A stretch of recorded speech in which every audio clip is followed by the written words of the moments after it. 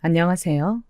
저는 지방에 거주하며 남편과 두 아들과 함께 행복하게 사는 50대 여자입니다. 50년 넘게 인생을 살면서 행복하다고 이렇게 얘기할 수 있는 게 참 감회가 새롭습니다. 제 나이 때는 특히 자수성가한 사람들이 많잖아요. 요즘은 금수저라고 부모 복을 타고난 친구들이 참 많던데 우리 세대는 그런 사람이 적었어요. 어린 시절 얘기하면 진짜 눈물 없이는 들을 수 없는 사연의 소유자들이 참 많습니다. 사람마다 정도의 차이는 있지만 저 역시도 가난에 관한 얘기를 하면 빠질 수가 없어요. 지금이야 돈 걱정 없이 남편과 행복한 나날을 보내고 있지만요. 예전에는 제가 이렇게 살 줄은 상상도 하지 못했습니다. 저는 지금은 광역시에서 살고 있는데 고향은 옆에 있는 작은 지역이에요. 인구가 10만도 채 되지 않는 아주 작은 곳이고 지금도 발달이 그렇게 많이 되지 않았습니다. 심지어 제가 지역 이름을 말하면 처음 듣는 사람도 많더라고요. 지금도 그러는데 예전에는 어땠겠어요. 완전히 시골 중에서도 시골이었습니다. 그런 시골에서 아버지는 우체국에서 공무원으로 일하셨어요. 학교에 들어가기 전에 미취학 아동일 때 기억이 그리 많지는 않지만 아버지의 얼굴이 흐릿하게 기억은 납니다. 아버지를 생각하면 나쁜 기억은 하나도 없어요. 저는 사남매 중 장녀로 태어났고 아래로는 동생들이 있습니다. 제가 그래도 첫째라고 아버지가 제일 많이 예뻐하셨던 기억이 나요. 하지만 아버지에 대한 기억은 이렇게 단편적인 기억뿐이랍니다. 왜냐하면 아버지는 제가 7살 때 돌아가셨어요. 학교에 들어가기 겨우 몇 달 전에 어머니와 우리 사남매를 놔두고 아버지는 하늘나라로 가셨습니다. 돌아가신 원인은 병에 걸리거나 그런 건 아니고 교통사고였어요. 그때 눈이 진짜 많이 왔었거든요. 그런데 우리 고향이 유독 눈이 많이 오는 지역이라 그날도 특설주의보가 내렸었다고 합니다. 아버지는 눈을 치우러 나가셨다가 눈길에 미끄러진 버스와 추돌사고가 나셨어요. 그리고 그 자리에서 바로 돌아가셨죠. 사실 너무 어릴 때라 그때의 기억도 잘 나지 않아요. 제가 기억나는 것은 장례식장인데 어머니는 울다 지쳐 쓰러지셨고 아버지 쪽 친척들이 오셔서 저와 동생들을 보며 한숨을 지으셨어요. 미수가 힘들어도 버텨야 해. 너무 어린 너한테 이런 말을 하는 것도 미안하다. 참, 아휴, 안 됐어. 고모가 제 어깨를 잡고 저와 눈을 마주치며 하셨던 말이 아직도 기억이 납니다. 아버지가 그렇게 돌아가시고 자세히는 기억하지 못하지만 우리 생활이 완전히 달라졌다는 것은 확실했어요. 원래도 그렇게 넉넉하게 사는 편은 아니었습니다.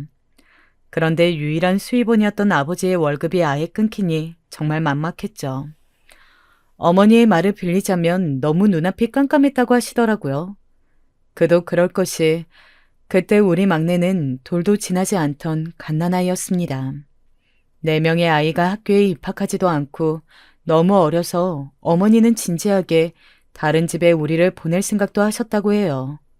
하지만 그렇게 됐다간 영원히 뿔뿔이 흩어질 수도 있다고 생각하셨답니다. 친척들이 처음에는 그래도 조금 도와주셨다고 하는데 그것도 당연히 한계가 있었죠. 결국 어머니는 고심 끝에 결정을 내리셨습니다. 우리 남매가 너무 어려 식당에 취업하거나 그럴 수도 없으셨어요. 특히 막내는 엄마의 손길이 너무 필요한 나이였죠. 그래서 어머니는 파출부로 일을 구하고 그 집에 사글세로 들어간다고 결정하셨습니다. 여기까지는 그럴 수도 있다고 생각해요. 하지만 문제는 그 집이 바로 제 친구 영인의 집이라는 점이었습니다. 영인은 저와 어릴 때부터 같이 지내던 소꿉친구였어요. 금지오겹 외동딸이었고 아버지가 지역에서 돈이 많기로 유명한 사람이었습니다. 집에서 워낙 오냐오냐 자라서 눈물도 많은 영희는 친구들과 놀 때 마음대로 되지 않으면 그 자리에서 울어버리는 친구였어요. 샘도 많고 질투도 많아 자기가 항상 우두머리가 되어야 하는 아이였습니다. 그런 영인의 집으로 바로 우리 남매와 엄마가 들어가게 된 거였죠. 어머니의 선택은 그럴 수 있다고 생각해서 지금도 원망하지는 않습니다. 당시에 할 수 있는 선택이 뭐 얼마나 많았겠어요. 알고 지내던 집에 파출부로 들어가는 일도 절대 쉽지 않았을 거예요. 하지만 제가 그 당시 힘든 것도 사실이었습니다. 하필 사글세로 들어가고 바로 저는 학교에 입학을 했거든요. 우리 집에 가면 미숙이 아줌마가 일하고 있어. 야, 이미숙, 거지야. 이따 너희 엄마한테 뭐 해달라고 할까? 용이야, 너희 집에 진짜 미숙이 아줌마 있어? 응. 그리고 미숙이랑 쟤네 동생도 우리 집 지하에 살아. 저런 말이 어린아이의 악이 없는 마음이라고는 생각하지 않아요. 너무 명백한 놀림이었고 악이 가득한 조롱이었습니다. 안 그래도 시골이라 서로 다 아는 사이였는데 영희의 주도로 저는 학교에서 소외감이 매우 심했어요. 하지만 서럽고 속상해도 엄마한테 티를 내지는 못했습니다. 엄마는 이미 남의 집에서 자존심을 다 내려놓고 힘들게 일하고 있었잖아요. 엄마가 영희네 집에 가서 일하는 동안 저는 집에서 동생들을 돌봐야 했습니다. 아버지가 살아계실 때는 골목에서 아이들과 뛰어다니기 바빴는데 이제는 그럴 수가 없었어요. 저도 어린 나이였는데 집에 와서 저보다 더 어린 동생들을 돌봐야 했습니다. 동생들 기저귀를 갈아입히고 밥을 먹이고 집안일을 했어요. 그러던 어느 날 사건이 하나 터지게 되었습니다. 아직도 제가 셋째 동생에게 미안한 마음을 가지는 이유가 되는 사건이에요. 그날은 무더운 여름이었어요. 학교가 끝나고 혼자 외롭게 집에 와서 동생들 밥을 챙기고 있었습니다. 학교에서 영희가 저를 또 괴롭혀서 기분이 상한 상태였죠. 동생들에게 밥을 먹으라고 하고 아주 잠깐 막내의 기저귀를 갈고 있었어요. 그런데 그날 밖에 갑자기 비가 많이 오기 시작했습니다. 여름이라 장마철이었는데 창문으로 비가 계속 들어오더라고요. 우리 집은 영희네 집 반지하에 살았는데 비가 오면 항상 비가 샜어요. 그래서 급한 대로 엄마한테 상황을 알리려고 영희네 본집으로 가서 문을 두드렸습니다. 엄마, 비가 너무 많이 와. 예, 너 지금 여기가 어디라고 오는 거야? 내가 우리 집에 오지 말라고 했지? 너희 집으로 돌아가. 미수가, 왜 그래? 사모님, 죄송해요. 영인의 아줌마는 저를 포함한 우리 동생들이 자기 집에 오는 걸 극도로 싫어하셨어요. 그래도 몇 년 전에는 자기 딸과 친구였는데 말이에요. 그래서 엄마는 제가 영인의 집에 가면 항상 돌려보내셨죠. 그런데 그날은 비가 와서 진짜 창문으로 물이 계속 들어오는 상황이었어요. 어쩔 수 없이 저는 집으로 돌아가서 바가지로 물을 받기 시작했습니다. 그때 그러면서 막내는 제가 등에 업고 있었는데 나머지 2명의 동생은 지켜보지 못했어요. 둘 다 아직 어린 나이라 한눈을 팔면 사라지는 나이였고 결국 그렇게 둘은 집 밖으로 나갔습니다. 다행히 둘째 동생은 집 앞에서 바로 발견됐는데 문제는 셋째 동생이었어요. 상철아. 어디 간 거야? 상철아. 그렇게 온 동네를 막내를 업고 둘째 동생의 손을 잡고 돌아다녔어요. 비가 너무 많이 와서 나중에는 앞이 제대로 보이지도 않았습니다. 그렇게 엉엉 울며 돌아다니다 결국 셋째 동생을 발견했어요. 동생은 발을 헛디뎌서 동네 고랑에 빠져 있었습니다. 아직 몸이 작은 4살이었고 비가 많이 와서 그대로 발이 빠졌던 거였어요. 주변 어른들의 도움으로 겨우 빼냈죠. 겨우 동생들을 이끌고 집에 왔는데 엄마가 우리를 애타게 찾고 계셨어요. 엄마를 보자마자 눈물이 나왔습니다. 비에 홀딱 젖어 몸은 으슬으슬 춥고 동생들도 상태가 말이 아니었어요. 제일 문제는 셋째 동생이었습니다. 발을 헛디뎠는데 그대로 심각하게 발이 다쳤거든요. 이 사건으로 인해 동생은 평생 발을 절게 되었습니다. 엄마는 제 잘못이 아니라고 계속 말씀하셨는데 저는 동생이 잘 걷지 못하는 모습을 볼 때마다 제 탓이라고 느꼈어요. 안 그래도 속상한데 시간이 지나면서 동생이 학교에 들어가고는 제 속상함이 더 커졌습니다. 거지 새끼들. 야, 네 동생은 제대로 뛰지도 못하지? 너희 집 돈 없어서 못 고치는 거지? 그런 거 아니야. 동생한테 그러지 마. 내가 없는 말 했어? 거지 새끼가 말이 많아. 너 그러면 쫓아낸다. 우리 엄마한테 이럴 거야. 영희는 동생들이 학교에 입학하자 놀림의 수준이 더 심해졌어요. 영희가 저러는 이유는 사실 따로 있었습니다. 준우라는 동네 소꿉친구가 있었어요. 영희랑 준우와 저는 어릴 때 같이 골목을 뛰어다니며 놀던 친구 사이였습니다. 그런데 영희는 준우를 좋아하고 준우는 저를 좋아했어요. 제가 학교에서 소외당하고 또 저랑 친하게 지내면 영희가 그 친구도 괴롭혔거든요. 그래서 자발적으로 혼자 다니고 그랬는데 그런 저를 유일하게 챙겨주던 사람이 준우였습니다. 영희 너 그만해. 왜 자꾸 미숙이 그렇게 괴롭히는 거야? 내가 뭘 얼마나 괴롭혔다고 그래. 너야말로 왜 자꾸 미숙이만 감싸? 네가 맨날 미숙이한테 거지 새끼라고 하잖아. 친구 사이에 그러면 어떡해? 준우는 영희에게 유일하게 그러지 말라고 말하는 친구였어요. 저는 그런 준우가 얼마나 고마웠는지 모릅니다. 하지만 준우가 그럴수록 영희의 괴롭힘은 날이 갈수록 심해졌어요. 그런 괴롭힘은 중학교에 가서 더 심해졌습니다. 더군다나 영희와 제가 다녔던 중학교는 여자 중학교라 준우가 저를 더 막아줄 수도 없었죠. 영희에게 거지라고 노골적인 괴롭힘을 당할수록 저는 서러운 마음이 들었습니다. 그러면서 나중에 내가 돈을 많이 벌어야겠다고 생각하는 계기가 되었어요. 학교에서 혼자 다니는 게 편했던 저는 도서관에 많이 갔습니다. 거기서 책도 읽고 공부도 하고 그랬던 기억이 나요. 동생들이 크면서 제가 예전처럼 다 돌보지 않아도 되니 편했습니다. 엄마는 항상 저에게 고맙고 미안하다고 말씀하셨어요. 사글세로 살게 된 이유도 돈이 없었기 때문이거든요. 더군다나 자식인 넷이나 있으니 누가 반기겠어요?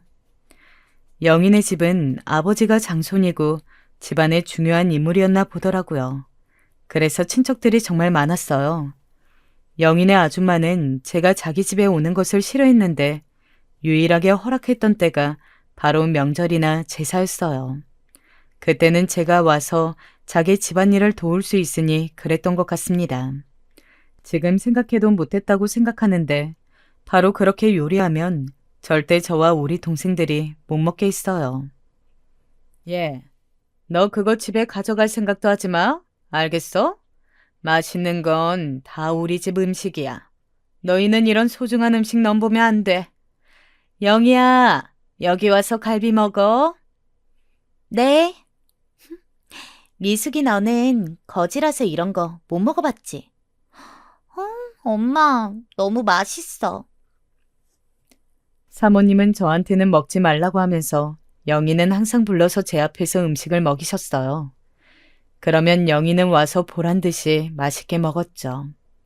그 광경을 보고 배가 고파 입맛을 다셨던 적이 한두 번이 아니랍니다. 엄마는 또 영희네 집에서 김장을 매년 하셨어요. 영희네 아줌마가 친척들에게 나눠준다고 많은 양을 했기 때문에 매번 겨울마다 그렇게 고생하셨습니다. 그런 모습을 지켜보며 저는 꼭 성공해야겠다는 다짐을 했어요. 그러던 어느 날 엄마도 어느 순간 제가 영희에게 학교에서 괴롭힘을 받는 사실도 알게 되셨습니다. 미수가, 아까 시장 갔다가 내가 무슨 소리를 들었는데 너 다친 거 그거 영희가 밀어서 그런 거라며? 왜 엄마한테 얘기를 안 했어? 엄마 속상할까봐 그랬어. 미안하다. 엄마가 진짜 너무 미안해. 아니야, 엄마. 나는 괜찮아. 우리 그래도 서로 의지하며 버티자. 나는 엄마가 있어서 좋아. 엄마는 그 모습을 보고 파출부 일을 그만두고 사글세도 그만하려고 하셨어요. 하지만 현실적으로 우리 가족이 다 같이 살 수 있는 공간은 영희네 집이 최선이었습니다. 시골이라 남는 집이 많지도 않았고요. 고등학교는 동네에 있던 상업고등학교에 진학하게 되었습니다. 다행이라면 영희는 그 학교에 진학하지 않았다는 점이에요. 고등학교 때는 그래서 비교적 편한 생활을 할 수 있었습니다. 다만 워낙 중학교 때부터 혼자 다니던 게 익숙해서 교우 관계는 원만하게 지내지 않았어요. 집에 가면 동생들이 있어서 혼자 있을 수가 없으니 학교에서만이라도 홀로 지내는 게 좋았습니다. 저는 회계를 배웠는데 숫자 다루는 데에 또 재능이 있었어요. 그래서 재밌기도 하고 할 게 딱히 없어서 공부를 되게 열심히 했습니다. 그런 저를 학교 선생님들이 많이 예뻐해 주셨어요. 덕분에 고등학교 때는 그래도 큰 무리 없이 생활을 할 수 있었습니다. 특히 제가 고맙게 생각하는 고등학교 담임 선생님이 계셨어요. 3학년 때 담임 선생님이신데 우리 집 가정 형편을 잘 알고 계셨어요. 미숙이는 진짜 선생님이 봐도 대단해. 동생들 돌보느라 힘들지? 지금 이렇게 공부하는 게 나중에 다 돌아올 거야. 이렇게 열심히 살면 절대 배신 안 해. 선생님은 저와 비슷한 가정 환경 속에서 자라셨다고 해요. 그래서 유난히 저를 예뻐하셨고 도움도 많이 주셨습니다. 이 담임 선생님 덕분에 저는 졸업과 동시에 취업도 하게 되었어요. 다만 그 취업 자리가 제가 살던 고향이 아닌 바로 옆에 있던 대도시에 있다는 게 걸리긴 했습니다. 하지만 너무 좋은 조건이라 저는 영희네 집에서 나오게 되었어요. 안 그래도 영희네 집에서 동생들과 사는 집이 작았는데 저 혼자 살게 된 곳은 더 작았습니다. 고시원에서 살았기 때문에 제가 누우면 방이 꽉 차는 크기였어요. 회사는 중견기업이었는데 탄탄한 회사였습니다. 공장이 있는 제조업 회사였는데 저는 거기서 회계 일을 했었어요. 워낙 성격이 조용한 편이고 또 꼼꼼해서 시키는 일을 다 했습니다. 나중에 알게 된 사실인데 그때 텃세도 있었다고 하더라고요. 그런데 영희 덕분에 소외감과 외로움을 아주 어릴 때부터 알았던 저는 전혀 모르고 지나갔습니다. 그렇게 회사 일을 하며 퇴근하고 같이 회식도 하고 놀러 다니기도 했습니다. 그러면서 월급을 받으면 제가 쓸 돈을 제외하고 죄다 엄마에게 보내주었어요. 동생들은 아직 학생이라 돈이 들어갈 곳이 많았거든요. 직접 돈을 벌어보니 느끼는 바가 많았습니다. 어릴 때는 막연하게 돈을 벌게 되면 좋을 것 같았어요. 그런데 직접 돈을 쓰게 되니까 더 바라게 되더라고요. 워낙 가난하게 자라서 쓸 줄도 몰랐던 저는 차곡차곡 모으기 시작했습니다. 돈 때문에 하도 서러웠던 일이 많아 일단 모으고 봤던 거죠. 그렇게 돈을 모으는 재미에 빠지게 되었답니다. 돈을 모으는 것과 별개로 회사 생활을 하며 저는 연애도 시작하게 되었어요. 준우가 저를 좋아했던 것은 알아도 연애까지 이어지진 않았거든요. 그런데 회사에서 어떤 직원과 친해지게 되었습니다. 저보다 4살 많았던 그 직원은 딱 봐도 잘생기고 키가 컸어요. 적극적인 구애에 넘어가 사귀게 되었는데 성격도 아주 좋았습니다. 제가 집안 사정을 일부러 처음부터 말했는데 전혀 개의치 않는 태도를 보였어요. 그 모습을 보고 오히려 더 사랑에 빠지게 되었습니다. 그렇게 제 첫 남자친구는 지금의 남편으로 이어졌어요. 사실 결혼 생각이 전혀 없었던 저는 남자친구의 프로포즈를 받고 당황했습니다. 내가 오빠한테 우리 집안 사정 다 얘기했던 것 같은데 그래도 괜찮아? 무슨 상관이야. 사람이 좋으면 된 거야. 그렇게 저는 남편과 결혼하게 되었는데 반전이 있었어요. 평범한 사원인 줄 알았던 제 남편이 알고 봤더니 사장님의 아들이었던 거예요. 저를 포함한 모든 직원이 전혀 모르고 있던 사실이었습니다. 그도 그럴 것이 사장님은 주로 공장에 계셨고 얼굴을 제대로 볼 수가 없었어요. 나중에 알게 된 사실인데 남편은 게다가 시어머니랑 똑같이 생겼지 시아버지를 닮지는 않았더라고요. 아무튼 결혼 허락을 받으러 갔는데 그 집에서 사장님이 나와서 얼마나 놀랐는지 모릅니다. 밥이 코로 넘어가는 줄 알았어요. 다행히 제가 회사에서 성실하게 일하고 꼼꼼했기 때문에 사장님도 저를 며느리로 받아들이셨습니다. 우리 집이 가난한 것을 알고 반대하지 않으실까 생각했는데 전혀 그러지 않았어요. 오히려 도움을 줄 테니 친정 식구들에게 더 넓은 집으로 이사 가는 것이 어떠냐고 물어보셨죠. 당시에 저는 월급을 매달 엄마에게 많이 주었기 때문에 엄마는 영인의 집에서 사글세로 살고 계시지 않았습니다. 파출부 일도 그만두셨어요. 건강이 너무 안 좋아지셔서 더 일할 수가 없는 상황이었죠. 그래서 제가 보내준 돈으로 동생들을 키우고 계셨습니다. 시부모님은 그런 사정을 알고 안타깝게 여기셨어요. 그래서 돈을 보태주셔서 엄마와 동생들이 더 넓은 집에서 살 수 있게 하셨습니다.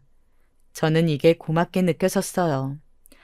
남들은 시어머니에게 시집살이를 당한다던데 저는 오히려 도움을 받으니까요. 시부모님이 인품이 너무 좋으셔서 다행이었죠. 저는 시집살이를 당한 적이 아예 없습니다. 그래서 일부러 시댁 행사에도 자주 참여했어요.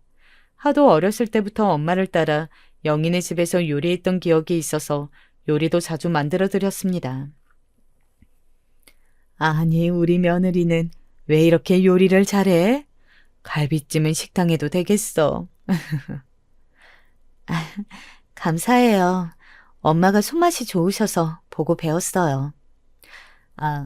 남편과 저는 신혼생활을 시댁에서 시작했어요. 이건 제가 주장해서 그렇게 진행된 거랍니다. 시부모님을 모시고 사는 것도 전혀 힘든 일이 아니었어요. 오히려 배울 점이 많아 좋았습니다. 남편은 동생이 2명 있었어요. 한 명은 남동생이고 한 명은 여동생인데 신혼 때는 동생들도 같이 살았어요. 회사 언니가 저에게 시누이가 그렇게 얄미울 수 없다며 욕을 매일 했거든요. 그래서 얼마나 걱정했는지 모릅니다. 그런데 다행히 우리 시누이는 완전히 제 편이었어요. 언니가 들어와서 너무 좋아요. 저는 오빠들만 있어서 언니를 꼭 가지고 싶었거든요. 어찌나 말도 예쁘게 하고 애교도 많은지 시누이와 저는 자매처럼 잘 지냈어요. 결혼하고 직장을 그만두었기 때문에 집에 있는 시간이 많던 저는 시아버님의 돈으로 둘이 얼마나 놀러 다녔는지 모릅니다. 그러다가 문득 생각이 들었어요. 시아버지의 재력이 진심으로 부럽기 시작했습니다. 이렇게 딸과 며느리가 마음껏 놀 수 있게 하는 시아버지가 멋있었어요. 그러면서 어렸을 때 제가 돈 때문에 워낙 서러웠던 기억이 많잖아요. 그래서 그때부터 저는 돈에 관심이 생기기 시작했습니다. 정확히 말하면 투자에 관해 관심이 아주 많이 생겼어요. 시누이를 데리고 백화점에 가서 쇼핑하는 것이 아니라 저는 부동산 재개발 지역을 다니기 시작했습니다. 그러면서 주식에도 관심이 아주 많이 생겼어요. 전문 서적을 읽고 강연도 얼마나 많이 다녔는지 몰라요. 시누이는 제가 그런 곳에 다니니까 처음에는 흥미를 보이다 나중에는 언니 혼자 다니라고 하더라고요. 그래서 혼자 얼마나 많이 투자에 관해 알아봤는지 모릅니다. 제가 그렇게 나오니까 시아버지가 의외로 되게 좋아하셨어요. 그래, 이번에 알아본 곳은 어떠니? 마음에 드니? 저는 꽤 괜찮다고 생각해요. 주말에 남편하고 같이 가기로 했는데 아버님도 같이 가실래요? 저와 시부모님은 그때부터 주말에 시간이 나면 땅을 보러 다니기 시작했습니다. 지방에 좋은 곳이 있다고 하면 같이 차를 타고 이동해서 보고 오고는 했어요. 그러면서 실제로 투자를 많이 했는데 성공률이 아주 높았습니다. 제가 그런 식으로 알아보고 실제로 재산을 증식하니 시부모님은 대놓고 좋아하셨어요. 그러면서 본격적으로 시도해보라고 많이 지원해 주시기도 하셨습니다. 그리고 그렇게 본 돈은 다 제 것이라고 하셨어요. 실제로 저 덕분에 투자한 아파트가 값이 많이 오르자 그것을 다 저에게 넘기셨습니다. 이렇게 행복하게 살다 보니 친정에도 지원을 많이 할 수 있었어요. 엄마는 파출부 생활은커녕 이제 집에 사람을 부르며 살고 계셨죠. 그 모습을 보며 얼마나 기뻤는지 모릅니다.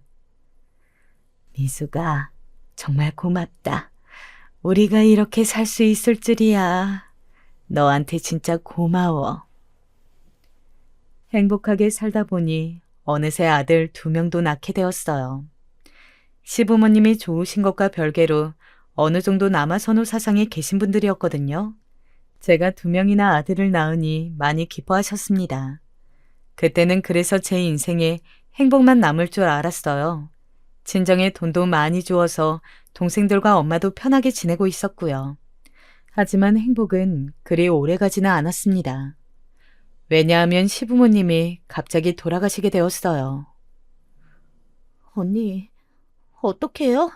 언니 지금 오빠랑 빨리 병원으로 와주세요. 어떡해. 갑작스러운 신우의 전화에 놀라 달려간 병원에서는 시부모님이 누워 계셨어요. 아무리 울부짖어도 시부모님은 이미 돌아가신 후였습니다. 신우이와 둘이 끌어안고 병원 바닥을 얼마나 굴렀는지 몰라요. 선생님, 돈 얼마든지 낼게요. 제발 살려주세요. 제발요. 살릴 수 있지 않아요? 방법 있잖아요. 저는 너무 간절한 마음에 의사를 붙잡고 울었지만 이미 돌아가신 시부모님은 살아오지 않으셨습니다. 시부모님은 우리 아버지처럼 교통사고로 돌아가셨어요. 운전하고 집에 오시다가 음주운전차와 사고가 났습니다. 워낙 저한테 잘해주셨던 분들이라 눈물이 멈추질 않았어요. 시부모님을 보내고 나니 현실적인 문제도 있었습니다. 바로 시아버지가 회사를 운영하셨으니 그걸 물려받을 사람이 필요했어요. 그런데 운명의 장난처럼 도련님은 체육을 전공해서 운동선수로 생활하고 있었고 신우이는 무용을 전공하고 있었습니다. 회사 생활을 해본 사람이 남편이 유일했어요. 일하면서 회계를 만져본 경험이 있으니 저도 발벗고 나서게 되었습니다. 이 과정에서 도련님과 아가씨는 본인들이 딱히 회사에 큰 관심이 없다고 손을 떼었어요. 아무리 그래도 아버지가 운영하던 회사잖아요. 그런데 운영이 어려워 보인다며 저와 남편에게 모든 것을 맡기더라고요. 결국 저와 남편은 밤을 새우는 것은 당연하고 밥도 제대로 먹지 못했습니다.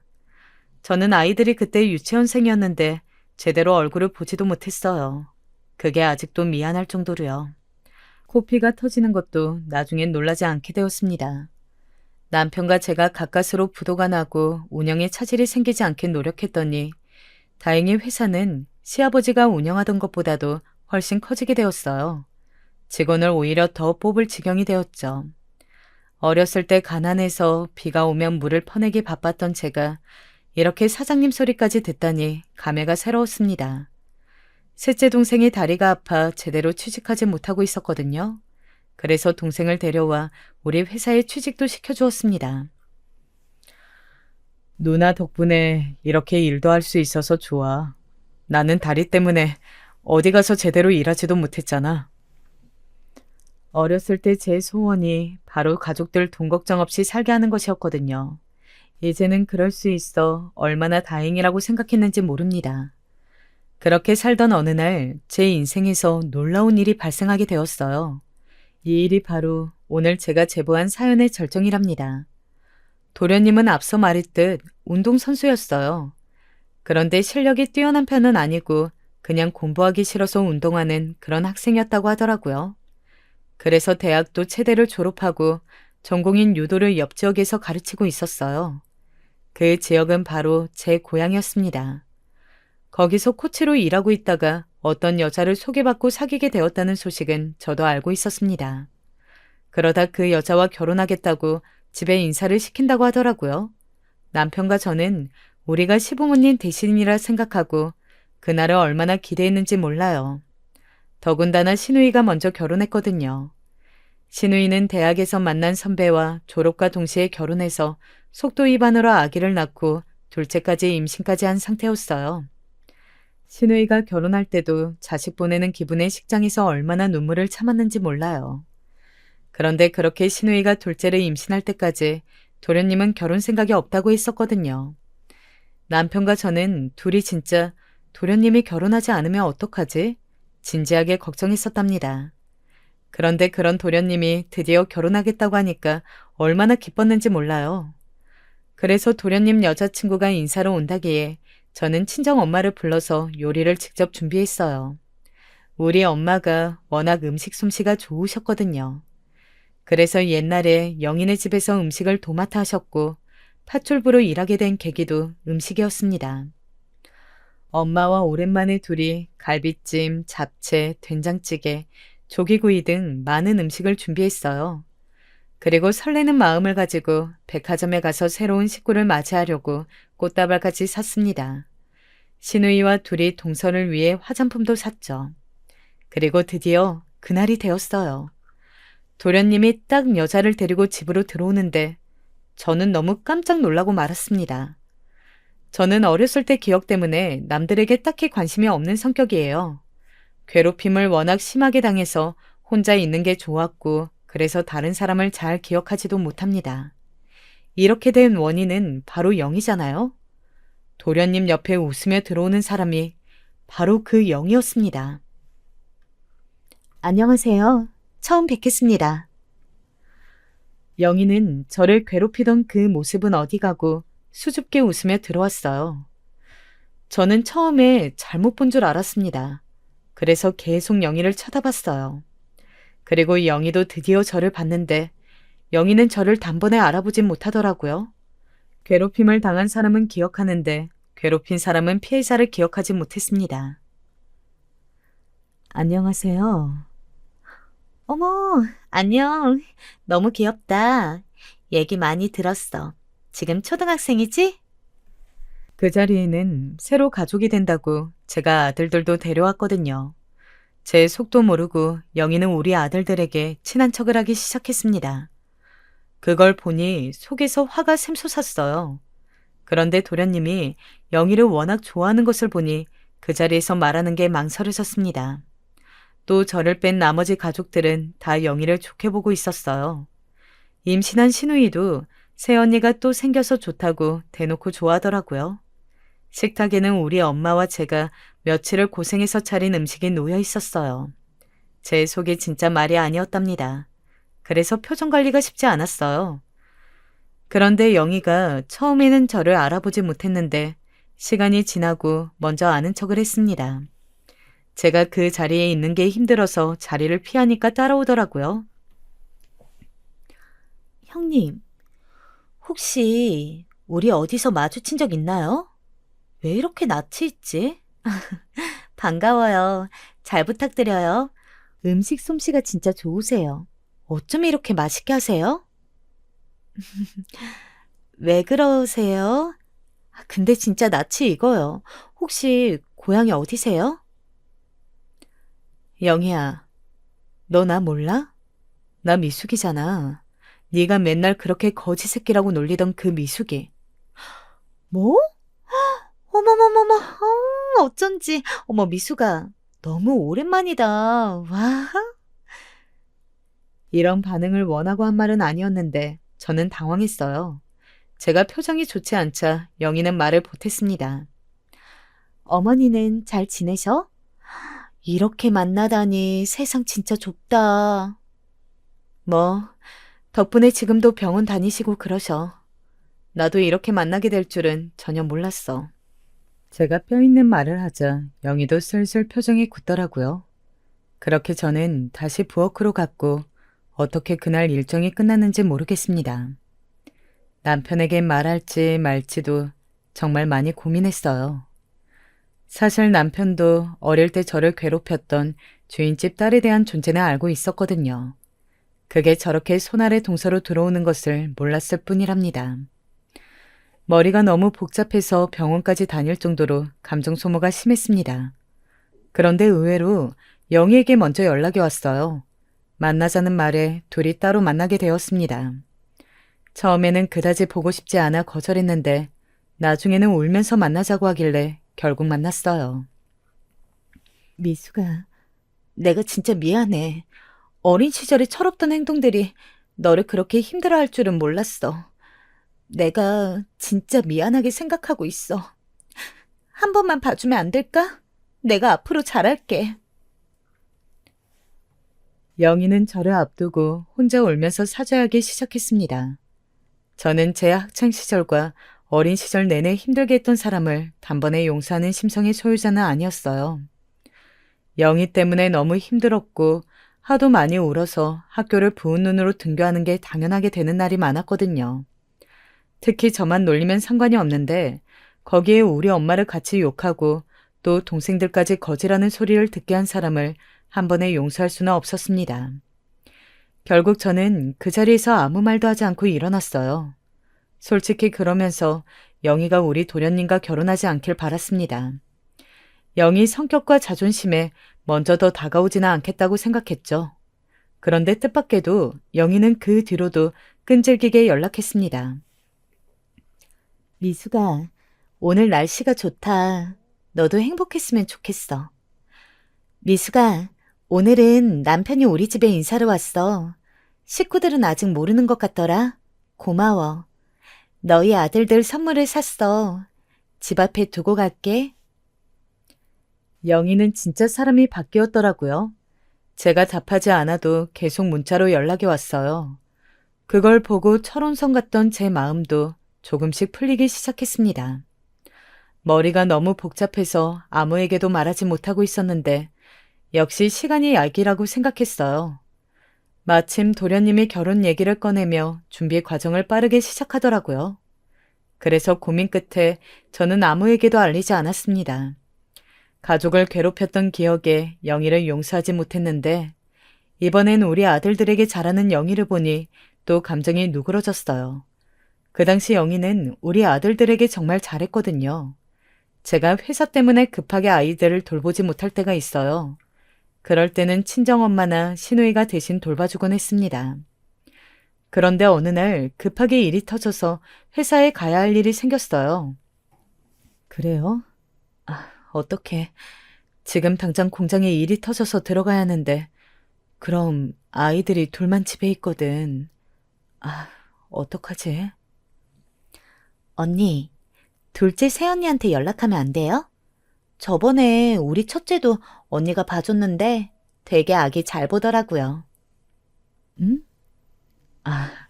그건 좀...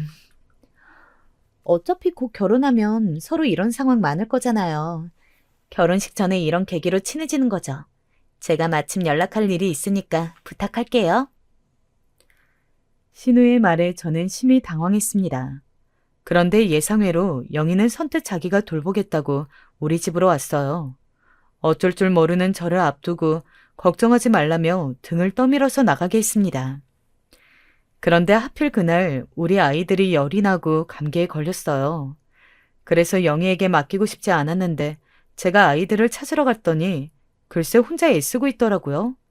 열이 더 나지 않게 수건도 올려주고 약도 먹이고 정성으로 돌보고 있는 모습에 진심으로 감동하게 되었습니다. 이 사건 덕분에 저는 영희와 도련님의 결혼을 긍정적으로 생각하게 되었죠. 시부모님이 안 계시니 모든 과정을 남편과 제가 대신했습니다. 시누이한테 그랬던 것처럼 최고급 예식장에 결혼도 하고 신혼집도 아주 비싼 아파트를 해주었어요. 결혼 준비를 도우며 알게 된 사실이 있었습니다. 바로 영희네 집이 예전처럼 잘 사는 집이 아니라는 거였어요. 분명 어릴 때는 넉넉하게 살았던 것 같은데 막상 결혼할 때는 그 정도는 아니더라고요. 제가 그렇게 생각하는 것을 눈치챘는지 영희는 말을 못했습니다. 미수가, 아니 형님, 우리 집 형편이 기울었어. 예전 같은 집이 아니야. 그러면서 영희는 본인이 반성하게 된 계기가 되었다고 하더라고요. 그 모습을 보며 저는 사람을 용서하는 것도 사람의 덕목이라고 생각했습니다. 그러면서 과거가 뭐가 중요하냐고 우리는 앞으로 살아갈 미래를 보자고 했죠. 영희는 실제로 결혼하고 한동안 잠잠했습니다. 결혼 전보다 당연히 우리 아들들에게 잘해주지 않았고 조금씩 이기적인 면모가 보이긴 했어요. 하지만 예전처럼 표독스럽게 굴지는 않아서 저 정도면 됐다고 생각했습니다. 그 당시 남편은 동생들에 대한 애정과 책임이 매우 강했어요. 저도 장녀니까 동생들을 항상 생각하는 경향이 있었는데 남편도 그랬습니다. 다만 다른 점이 있다면 우리 친정 동생들은 제가 그렇게 해주면 고마워했어요. 워낙 어릴 때 서로 의지하던 관계라 그런 걸까요? 하나를 해주면 진심으로 고마워하고 자기가 더 잘하겠다고 하는 동생들이었습니다. 그런데 시동생들은 달랐어요. 특히 신우이보다 서방님이 그건 더 심했습니다. 사람이 나쁜 것은 아니에요. 그런데 책임감이 조금 부족했어요. 남편이 시부모님 돌아가시고 진짜 고생을 많이 했거든요. 회사를 책임진다고 저와 날밤을 새우고 코피가 나고 쓰러지기까지 했습니다. 병원에서 과로사 위험이 있다고 제발 적당히 일하라고 할 정도로요. 그런데 그렇게 키운 회사에 관심도 없던 서방님이 결혼하더니 슬슬 손을 벌리기 시작했습니다. 영희와 같이 우리 고향에서 살 줄 알았는데 우리 지역으로 오고 싶다고 해서 신혼집을 우리 집 주변에 얻어주었거든요. 그 이후로 서방님과 영희와 종종 만나는 경우가 생겼는데 어느 순간 우리에게 많이 의지하는 것을 깨달았어요. 서방님 부부는 부부 동반해서 만나도 밥을 단 한 번도 사지 않았습니다. 처음에는 남편과 제가 버는 돈이 훨씬 많고 또 연장자니까 아무렇지 않았어요. 그런데 그 횟수가 반복되자 점차 서운함이 쌓였습니다. 하지만 이런 것을 말하는 게 좀 어렵더라고요. 첫째라는 책임감 때문일까요? 그래서 대수롭지 않게 넘겼는데 이런 사소하고 크게 문제가 발생하기 시작했습니다. 영희는 시부모님 얼굴을 본 적이 없으니 시부모님 제사 때 큰 노력을 하지 않았어요. 음식은 오로지 제가 처음부터 끝까지 다 했습니다. 신우이가 와서 많이 도왔는데 영희는 진짜 손 하나 까딱하지 않더라고요. 차리는 것은 제가 하더라도 치우는 것은 같이 하길 바랐는데 그것도 신용만 잠깐 하는 모습에 점점 저도 화가 나기 시작했습니다. 동서, 같이 치우자. 이거 우리끼리 하면 힘들어. 아, 네, 잠깐만요. 배가 좀 뭉쳐서요. 왜 이렇게 힘들지? 영희는 임신하고 그런 행동이 더 심해졌어요. 1초 전까지 밥을 먹고 후식까지 챙겨 먹었으면서 제가 부탁하면 배가 뭉친다며 소파에 누워 꼼짝도 하지 않았습니다. 아프다는 사람한테, 그것도 임신한 사람한테 더 그럴 수는 없잖아요. 그래서 별말을 하지 않고 넘겼어요. 그런데 그런 영희의 미운 행동은 시간이 지날수록 심해졌습니다. 나중에 아기를 낳고 나서는 그 경우가 더 격해졌죠. 아기를 돌본다고 아예 제사에 참석하지도 않았어요. 명절 때도 와서 딱 밥만 먹고 바로 일어나서 친정에 간다고 음식만 가져가는 것을 보고 저도 참을 수가 없었습니다. 결혼 전에 보였던 모습은 이미 사라지고 없었어요. 그냥 그때만 조금 연기를 한 거였죠. 사람이 개가천선에서 바뀐 줄 알았는데 그건 제 착각이었습니다. 그래서 그때부터 영희와 저는 갈등이 표면상으로 드러나기 시작했어요. 동서, 그래도 집안 행사잖아. 서로 도와야지. 그게 가족이지. 자꾸 이렇게 혼자 빠지면 곤란해? 알겠어. 미숙이 너는 둘이 있을 때도 꼬박꼬박 동서라고 부르더라. 나 서운해? 지금 그 말하자는 게 아니잖아. 다른 사람 다 돕는데 너만 빠지면 어떡해? 아유, 알겠다, 알겠어. 시부모님 없어서 시집살이 안 할 줄 알고 좋아했는데 형님이 날 쥐잡듯이 잡네. 뭐라고? 너 지금 뭐라고 했어? 다시 말해봐. 됐네요. 영희는 시간이 지날수록 본색을 드러내기 시작했어요. 저도 참지 않고 대응하니 우리의 갈등을 가족들이 아는 것은 시간 문제였습니다. 그래도 저는 과거 얘기를 가족들에게 하지 않고 있었어요. 거기까지 내려가면 끝도 없다고 생각했죠. 그런데 제가 결국 가족들에게 얘기하게 된 사건이 발생했습니다. 바로 영희가 아기를 낳고 키우면서 갈등이 점점 심해졌어요. 저는 영희를 가족으로 받아들인 이유가 우리 아들들에게 잘해서였잖아요.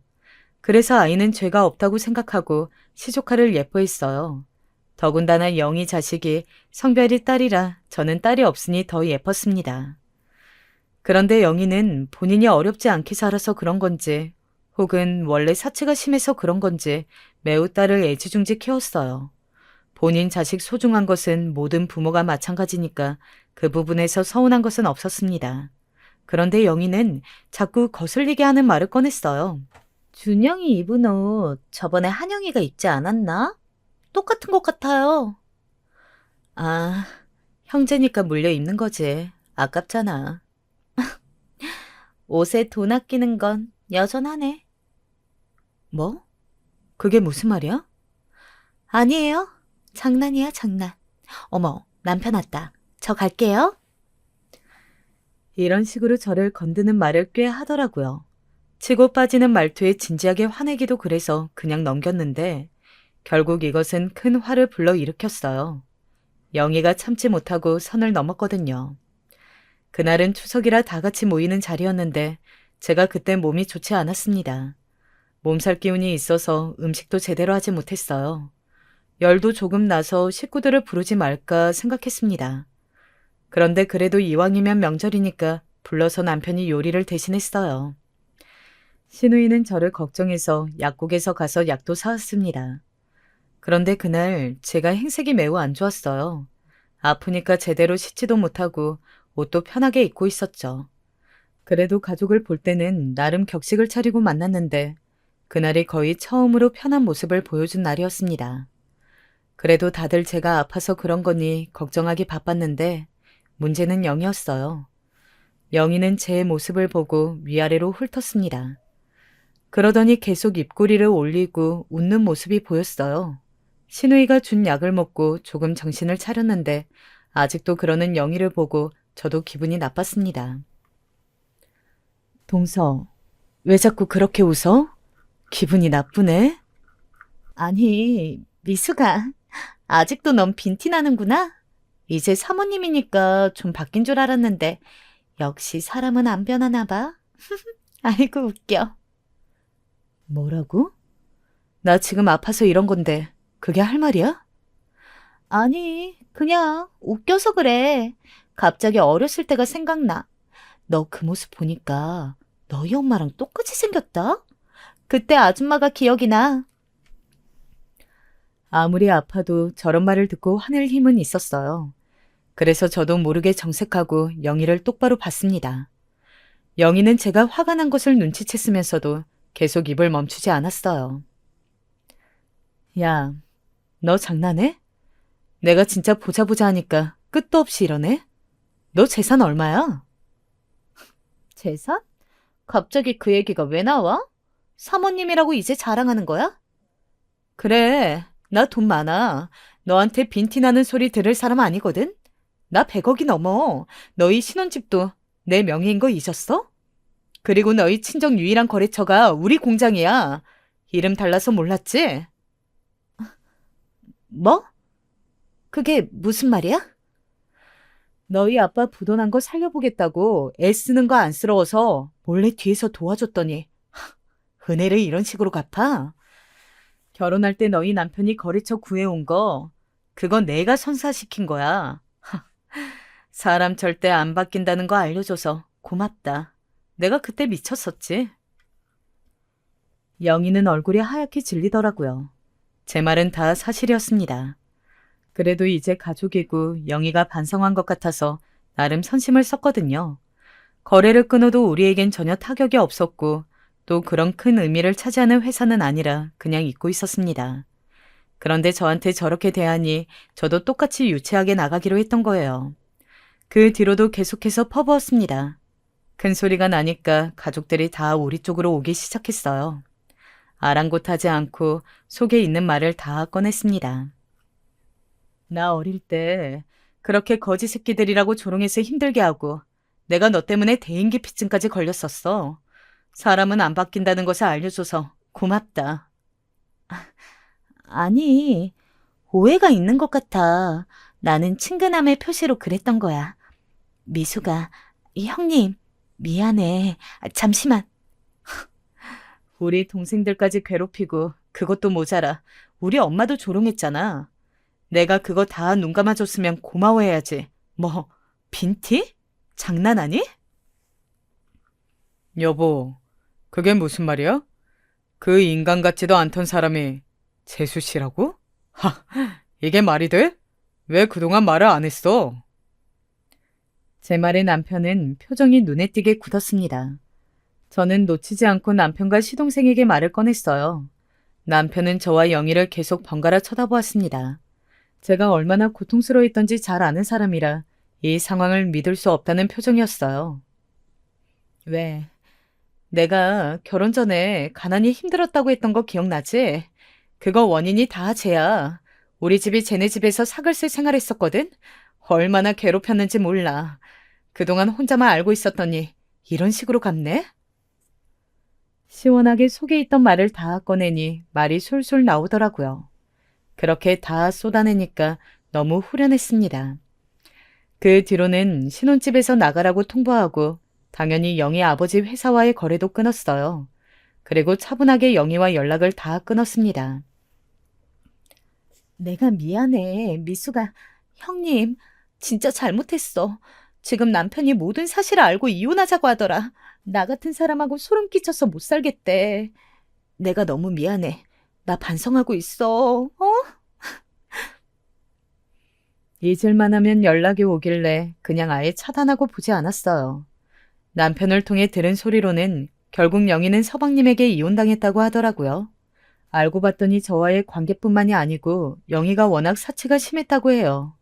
안 그래도 서방님은 스트레스를 받고 있었는데 이런 사람인 줄 몰랐다며 이혼 소송을 진행했다고 합니다. 지금은 그래서 다시 제 일상의 활력을 다시 찾게 되었어요. 남편과 두 아들, 그리고 친정과 시댁 식구들과 아주 행복하게 잘 지내고 있답니다. 여기까지가 제 사연인데 재밌게 들으셨는지 모르겠어요. 저는 어렸을 때 서러움이 다 내려갔답니다. 들어주셔서 정말 감사합니다.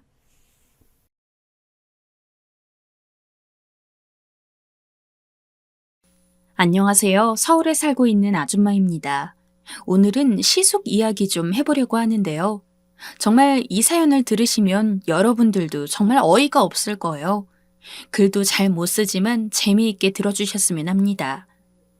생각해보면 저는 참 좋은 시댁을 만났습니다.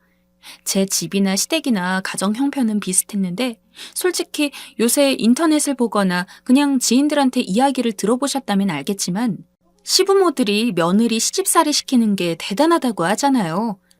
게다가 남편 될 사람한테 형제가 있으면 그 형제도 거의 시부모님 못지않게 나서서는 이래라 저래라 감놔라 배놔라 한다고 남편과 결혼을 생각하면서도 솔직히 그게 너무 무서웠습니다. 당시 사정상 분가 못하고 시댁에서 한동안 같이 살아야 했는데 그때 시부모님은 물론이고 오랜 시간 동안 노총각으로 살아온 시숙이랑도 함께 지내야 했거든요. 물론 남편은 저에게 걱정 말라고 했습니다. 우리 엄마 아빠 그런 사람 아니야. 그리고 우리 형도 한평생 나 잘 되라고 자기 희생한 사람인걸. 당신 들어온다고 해서 갑자기 당신한테 시집살이 시키고 안 그래. 오히려 잘해주면 잘해줬지. 그러니까 너무 걱정하지 않아도 돼. 아휴, 그런데 막말로 그걸 제가 어떻게 믿습니까? 남편 본인이야 오래 연애해왔고 볼 거 못 볼 거 다 봐왔으니 어느 정도 성격을 안다고 생각해서 결혼까지 결심한 거지.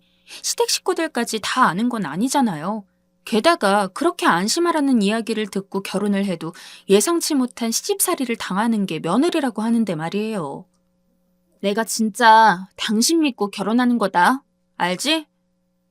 그래도 믿져야 본전이고 어지간한 시집살이는 견딜 생각을 하고 남편과 결혼을 하게 되었습니다. 농담처럼 저렇게 재는 듯 이야기하기는 했지만 남편은 참 괜찮은 사람이었고 결혼하게 된다면 행복하게 지낼 수 있을 거라는 확신이 있어서 포기할 수 없었어요. 너무 반가워요. 이렇게 만나게 되니까 기쁘네. 우리 아들 잘 좀 부탁해요. 내 동생이 오냐오냐 자라서 가끔 답답하고 화가 날 때도 있을 텐데 그때는 주저 말고 혼도 내고 그래요. 너무 받아주지 말고. 그런데 확실히 상견례 때 보니까 시부모님도 그렇고 시숙도 그렇고 인성이 너무 좋아 보였습니다. 물론 그 자리에서 잠깐 그런 걸 수도 있다고 생각하기도 했어요. 하지만 적어도 그때 분위기는 그랬습니다. 그래서 내심 남편이 괜히 자기 가족 흔들려고 하는 말이 아닐 거라는 생각을 하고 조금 더 믿음을 가지고 결혼을 진행했습니다. 그리고 실제로 함께 생활해본 시부모님과 시숙은 저의 상상 그 이상이었어요. 시집살이? 그런 거 전혀 없었습니다. 오히려 제가 뭐라도 하고 있을라 치면 시어머니나 시아버지 한 분이 오셔서는 자기랑 같이 일하자면서 손을 거들어 주셨고, 이는 시숙 역시 마찬가지였습니다. 게다가 당시 저희가 분가를 하지 못했던 이유는 저희 집이나 시부모님 집이나 자식들인 저희가 버는 돈으로 거의 생활을 이어나갔는데, 그러다 보니까 모은 돈이 없어서 신혼집을 새로 얻기가 힘들었던 상황이었거든요. 그래서 남편과 결혼을 할 당시에도 1년에서 2년 정도만 시댁에서 살면서 돈을 모으고 그 뒤로 천천히 분가 계획을 세우자고 이야기를 했던 거였는데, 시숙이 남편에게 이런 이야기를 했나 봅니다. 신혼인데 어머니랑 아버지까지 신경 쓰기 힘들지 않니? 나야 결혼할 생각 없고 지금 이대로 부모님이랑 지내는 게 좋지만 너는 아닐 거고. 특히나 너희 아내는 더욱더 그럴 거 아니야. 생판 모르는 집에 시집와서 여러모로 어려울 텐데도 불구하고 우리 부모님한테 너무 잘 대해주는 거 정말 고마운데, 한편으로는 너랑 둘이서 오붓하게 신혼생활도 즐기고 그렇게 살아야 할 시간에 부부끼리 시간도 못 보내고 시댁살이를 한다는 게 내가 다 미안해서 그래. 그동안 일하면서 모아온 돈 있으니까 이 돈으로 너희 신혼집부터 찾아서 빨리 분가해. 그리고 가끔씩만 여기 들러줘. 안 그래 보이셔도 우리 부모님은 너희 없으면 적적해 하실 것 같으니까. 남편은 평소에 진짜 안 우는 사람이거든요. 무서운 것도 없고. 가끔 보면 감정이 메말랐나 싶을 정도로 무미건조한 사람이어서 저는 이 사람이 평생 이런 모습을 보일 일은 없을 거라고 생각을 했습니다. 그런데 어느 날 밤 진짜 눈물 콧물 질질 짜면서 안방에 들어오는데, 난생 처음 보는 모습이라서 진짜 너무 깜짝 놀랐죠. 그런데 이야기를 들어보니까 눈물이 날만 하긴 하겠더라고요. 솔직히 저는 아무리 가족이고 형제라고 하더라도 어느 정도는 자기 삶이 우선이고 그 다음에 가족을 챙기는 거라고 생각을 했거든요. 그런데 대체 어떻게 시숙은 아무리 남편이 자기 남동생이라지만 이렇게까지 잘해줄 수 있는 건지 궁금했습니다. 평소에는 별로 관심이 없었는데 그런 이야기까지 듣고 나니까 시숙에 대해서 안 물어볼 수가 없겠더라고요. 혹시 어릴 때도 잘 챙겨주시는 편이었어? 남편 이야기를 들어보니까 사실상 시숙은 남편에게 있어서 세 번째 부모님이나 다름없었습니다. 형편이 좋지 않았기 때문에 두 자식을 모두 공부시킬 수 없었던 시부모님은 첫째인 시숙을 대학까지 보내려고 했던 모양입니다. 그런데 시숙은 그때 공부를 하고 싶었음에도 불구하고 동생이 먼저라며 자기는 시부모님을 도와서 농사를 지으면서 일을 하고 모든 지원을 제 남편에게 해줬다라고요. 아니, 요즘 세상에 이런 형제가 어디 있습니까? 저는 외동이라서 형제가 있는 기분을 잘 모르지만 만약 저한테 이런 형제가 있었다면 전 정말로 무릎이 으스러질 때까지 업고 다녔을 겁니다. 나는 진짜 우리 형한테 꼭 보답할 거야. 형한테 이런 은혜를 받았는데 어떻게 입 싹 닫고 나 혼자 잘 먹고 잘 살겠어? 민망하실까봐 앞에서는 한 번도 이야기한 적이 없지만 가끔 친구들한테 저의 시댁 식구 이야기를 할 때면 저는 시숙을 언제나 천사 같은 시숙님이라고 불렀습니다. 무슨 시댁 식구를 그렇게까지 극존칭을 써가면서 부르냐며 화를 내던 친구들도 제 남편 이야기에 신혼집을 얻어줬다는 이야기만 듣고 나면 그 누구보다도 감격받은 얼굴로 야, 천사 같다고 할 만하다. 날개는 달고 있으셔? 라면서 인정했죠. 아무튼 시숙 덕분에 저희는 생각보다 일찍 분가를 할 수 있게 되었습니다. 대신에 시부모님도 그렇고 시숙도 그렇고 다섯이서 북적거리던 집에서 둘이나 빠져나가 적적하고 외로우실까봐 무조건 주에 한 번씩은 꼭 찾아갔어요. 남편이 바쁘면 저라도 혼자 갔습니다. 아이고, 집도 먼데 뭘 여기까지 와. 명절이나 생일 때만 오면 되지. 저도 남편이랑 맨날 집에 둘이만 있으면 심심한걸요. 이럴 때 어머님 얼굴도 보고 그러는 거죠, 뭐. 정말 좋으신 분들이었기에 온 마음 다해 잘해드리고 싶었습니다. 시어머니, 시아버지, 시숙 생신이 다가오면 저희 가족 입고 먹을 거 아끼면서도 어떻게든 조금 더 좋은 선물 사드리려고 노력했어요. 찾아가지 못하는 평일에는 전화도 자주 드렸고 그냥 일하다가 문득 생각났다면서 맛있는 거 드시라고 상품권도 보내드리고 그랬습니다. 이대로 영영 행복하게 지낼 수 있을 거라고 생각했습니다.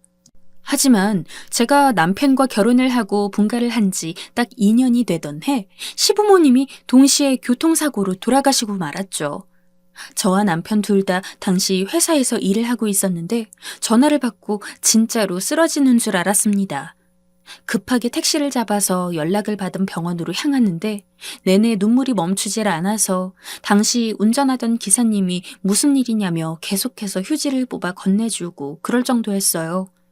불이 나게 달려간 병원에서 시숙은 전에 없던 헬쑥하고 창백한 얼굴로 저와 남편을 맞이했습니다.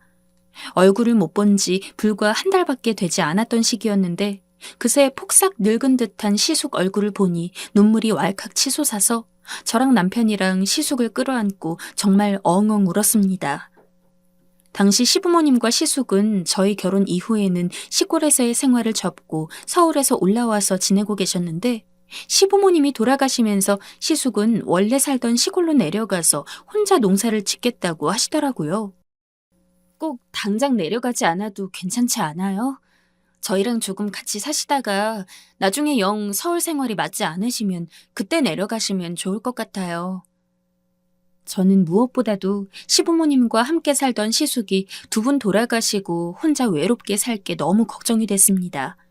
게다가 서울에서 살면 지금까지 해왔던 것처럼 저나 남편이나 같이 얼굴도 보러 가고 밥도 먹지. 시골에 가서 살게 되면 솔직히 몇 개월에 한 번 보는 것도 힘든 상황이었거든요.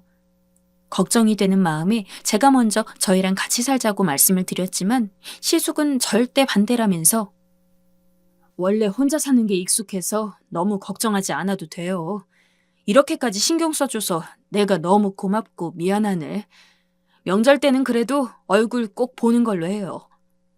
라며 결국 시골로 떠나셨습니다. 시숙은 농사일이 적성에 맞는지 시골로 돌아간 이후 원래보다 훨씬 더 큰 돈을 벌었어요. 하지만 여전히 혼자 사셨죠. 가끔 시숙이 서울로 올라오거나 저와 남편이 시간을 내서 시골로 내려갔을 때 종종 저희는 만나는 사람 없냐고 슬쩍 여쭤봤지만 시숙은 언제나 나이 먹고 만나는 사람이 누가 있겠어. 그냥 혼자 사는 거지 뭐. 라며 이야기하고는 했습니다. 솔직히 남이 결혼하고 안 하고를 신경 쓰는 것만큼 오지랖이 없다고 생각해왔습니다. 그렇기에 저희도 되도록 시숙이 살아가는 방식을 응원하고 싶었어요. 하지만 다른 사람도 아니고 남편에게, 저희 부부에게 있어서 큰 도움을 준 사람이다 보니까 걱정이 안 될 수가 없었습니다. 특히나 시숙은 저희가 오면 티를 안 내려는 듯 했지만 엄청 얼굴이 밝아졌고 저희가 떠나는 날만 되면 미묘하게 축 처져 있는 분위기를 보였거든요. 혼자서 생활하는 게 외로운 것 같았습니다. 여보, 우리가 좋은 신부감 하나 찾아드려야 되는 거 아닐까? 솔직히 정말 혼자 사는 게 괜찮아 보이셨으면 나도 이런 얘기 안 하고 싶은데 너무 외로워 보이셔서 그래. 나도 그렇게 생각해. 현실적으로 우리가 아는 사람 중에서 우리 형 나이대로 선을 보게 할 만한 사람은 없으니까 내 생각에는 국제 결혼을 고려해봐도 나쁘진 않을 것 같아. 시숙은 열심히 농사를 지어서 이제 제법 돈도 많이 있었고 무엇보다도 심성이 착한 사람이었어요. 하지만 55이라는 나이에 비해서는 무척이나 나이가 들어 보이는 것이 흠이었습니다. 나이 이야기 안 하고 시숙 사진을 보여주면 환갑 넘었어? 하는 이야기가 가장 많이 나왔을 정도니까요. 그래도 외국에서 신부를 구하면 국내보다는 조금 더 쉬울 것 같다는 생각에 저와 남편은 시간이 될 때마다 국제결혼을 주선하는 업체에 연락을 해보면서 여기저기 정보를 알아보고는 했습니다. 하지만 우리가 흔히 아는 그런 일반적인 국제결혼 있잖아요. 남자는 나이가 많고 신부는 막 30살, 40살 어려가지고 사실상 판매가 되는 것처럼 결혼하는 그런 국제결혼을 시켜드리고 싶지는 않았어요. 시골이라고 할지라도 요새는 그런 종류의 국제결혼에 대해서 시선이 안 좋기도 하고 시숙 성격상 단순히 어리다고 해서 무조건 좋아할 만한 분은 아니었거든요. 정말 평생을 함께할 사람으로서 살아가게 될 것이니만큼 시숙과 인품도 잘 어울리고 옆에서 시숙 일을 잘 보조해가면서 알콩달콩 잘 살만한 사람이기를 바랐습니다. 그런데 차라리 그냥 어린 신부를 구하는 거면 모를까 조건을 여러 가지 걸다 보니까 아무리 많은 업체에 연락을 하더라도 시숙에게 딱 맞는 상대를 찾기는 어렵더라고요. 저희 고민은 날이 갈수록 깊어졌습니다. 게다가 저희가 여기저기 국제결혼 업체에 연락을 하고 있다는 말을 듣자 시숙은 그렇게 결혼하고 싶지 않다면서 저희를 만류했거든요. 그렇게까지 이야기하니 저희로서도 더 어떻게 할 방도는 없었습니다. 그러고 아마 반년쯤 지났을 거예요. 남편도 저도 너무 바빠서 꽤 오랜 시간 동안 시숙을 보러 갈 수가 없었습니다. 간간히 전화 몇 통 주고받는 것만이 유일한 연락이었어요. 너무 죄송해요. 저희가 꼭 시간 내서 찾아뵈러 가야 하는데. 그날도 여느 때처럼 퇴근 후 시숙에게 연락을 했을 때였습니다. 얼굴 못 보러 간 것에 대해서 죄송하자고 하자 괜찮다던 시숙은 갑자기 뜬금없이 다음에 둘이 내려오면 소개시켜주고 싶은 사람이 있어. 이 여자랑 결혼하려고 해. 식은 따로 안 할 거고 아마 혼인신고만 할 것 같은데 일단 집에서는 같이 살고 있거든. 일부러 둘 먼저 소개시켜주려고 혼인신고는 안 한 상황이야. 그러니까 다음에 시간 괜찮은 날 있으면 미리 이야기하고 내려와. 라고 하더군요. 평생 여자 얘기 한 번 안 꺼냈던 시숙이 그 몇 개월 만에 갑자기 결혼하고픈 여자가 있다는 것도 모자라서 심지어 이미 같이 살고 있다고 하는데 제가 얼마나 놀랍겠습니까? 전화 끊자마자 남편에게 전화해서는 이 사실을 모두 알렸는데 남편 역시 깜짝 놀라서는 바로 이번 주말에 내려가자고 자기도 어떻게든 시간을 내보겠다고 해서 미리 기차표부터 끊어두고 그 주 평일에 진짜 하루도 빠짐없이 새벽 귀가할 정도로 열심히 일했습니다. 그리고 주말 이틀을 싹 비워서 시숙한테 마침 주말에 시간이 나서 바로 내려가겠다고 부인 되실 분 소개해달라고 미리 말씀을 드린 후에 남편과 함께 기차를 타고 내려갔어요. 멀리까지 오느라 고생했어. 집에 도착하니 시숙이 반갑게 맞이하는데 그 뒤편으로 결혼할 거라던 여자가 보이더라고요. 그런데 제 옆에서 걸어오던 남편이 여자의 얼굴을 보더니 깜짝 놀란 듯이 헉 소리를 냈습니다. 당시에는 남편이 왜 그렇게 놀랐는지 몰랐지만 저도 그 여자를 보고서 다른 의미로 놀랐던 건 사실입니다. 진짜 다른 사람 생긴 거 가지고 뭐라 하는 게 진짜 치졸하고 나쁜 짓인 거 알거든요? 근데 진짜 태어나서 인간의 턱이 4겹인 건 처음 봤습니다. 미리 말씀드리지만 저도 날씬한 편 아니에요. 보통에서 통통 오가는 그런 평균적인 여자 몸매입니다. 시숙 아내 될 사람이라고 해서 무조건 모델 체형의 호리호리한 사이즈의 여자가 와야 된다는 것도 아니었어요. 그런데 아무리 봐도 살이 너무 심각하게 쪄 있더라고요. 거짓말 안 치고 키는 160 안 되는 저보다 좀 작은 편이었는데 몸무게는 못해도 세 자릿수였습니다. 안녕하세요. 이렇게 뵙게 돼서 너무 반가워요. 네, 그러네요. 그래도 어쨌든 한 가족이 될 수도 있는 사람이고 성격은 좋을 수 있으니까 최대한 당황스러움을 없애고 웃는 얼굴로 인사를 했습니다. 하지만 그 여자는 성격도 그리 좋아 보이지 않았어요. 제가 기껏 고개를 숙여가면서 인사를 했더니 그런 저를 보는 둥 마는 둥 하면서 엄청 도도하게 한마디 툭 던지고 휙 돌아서 방으로 들어가더라고요. 아무리 생각해도 저 시숙 와이프가 될 사람치고는 너무 별로인 여자라서 남편 옆구리를 툭툭 건드리면서 난 저 사람 마음에 안 들어 라고 했는데 남편이 제 귀에다 대고 놀라운 이야기를 해줬습니다. 저 여자가 남편이 옛날에 시골에서 학교를 다닐 때 같은 반 동창이었던 사람이라고 하더라고요. 그냥 동창에서 끝났다면 그저 기막힌 우연이네 하고 생각했을 거랍니다. 그런데 그 당시에도 반에서 성격 안 좋기로 유명해서 다른 아이들에게 왕따 아닌 왕따를 당했었다고 하네요. 우리가 흔히 왕따라고 하면 왕따 시키는 애들이 문제인 것 같잖아요. 그런데 저 경우는 아니었다고 합니다. 저 여자가 먼저 반 아이들끼리 이간질하고 자기보다 약한 애들을 괴롭히는 취미가 있어서 그걸 원하지 않았던 반 아이들은 저 여자랑 어울리지 않으려고 했던 건데 그 여자가 또 그걸 선생님한테 이르고 해서 문제가 커졌다나 뭐라나. 남편한테 그 이야기까지 듣고 나니까 그 여자가 더 마음에 들 리가 있겠습니까? 심지어는 시숙이 저희가 왔다고 상을 차리는데 정말 꼼짝도 안 하고 앉아있더라고요. 그리고 바닥에는 엄청 큰 땅콩 한 봉지가 있었는데 무슨 껍질도 안 까고 그거를 와그작 와그작 씹으면서 한가롭게 TV나 보고 있고. 보다 못한 제가 시숙을 도와드리러 부엌에 갔습니다. 일부러 그래도 결혼할 사이면 이런 일은 같이 하셔야죠. 라고 말했는데 참 착하고 바보 같은 시숙은 자기는 괜찮다면서 멋쩍게 웃기나 하고. 어쨌든 이것저것 차려서 상을 차려갔는데 수고했다거나 고맙다는 말 한마디도 없이 바로 손가락부터 들고 무슨 돼지가 여물을 퍼먹듯 와구와구 숟가락질을 하며 입으로 밥그릇을 거의 밀어넣다시피 식사를 하는데 그거 실제로 보면 입맛 진짜 뚝 떨어져요. 저 어지간히 비위 좋은 사람이라 학창시절 친구들이 농담 삼아서 너는 옆에 벌레 시체가 있어도 밥 한 공기 다 비울 사람이야. 라고 그랬는데 그런 저라고 하더라도 그 여자랑은 절대 밥을 같이 못 먹겠더라고요.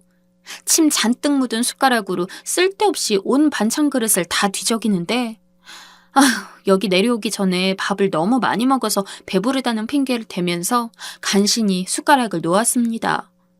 남편은 잠시 전화를 하고 들어온다며 저희보다 조금 늦게 숟가락을 들었는데 남편 역시 밥을 먹는 내내 표정이 안 좋더라고요. 저는 저랑 똑같은 이유인 줄 알았습니다. 그래서 밥 다 먹고 남편을 슬쩍 마당 밖으로 부른 다음에 저 여자 밥 먹는 것도 너무 기본이 안 되어 있지 않아?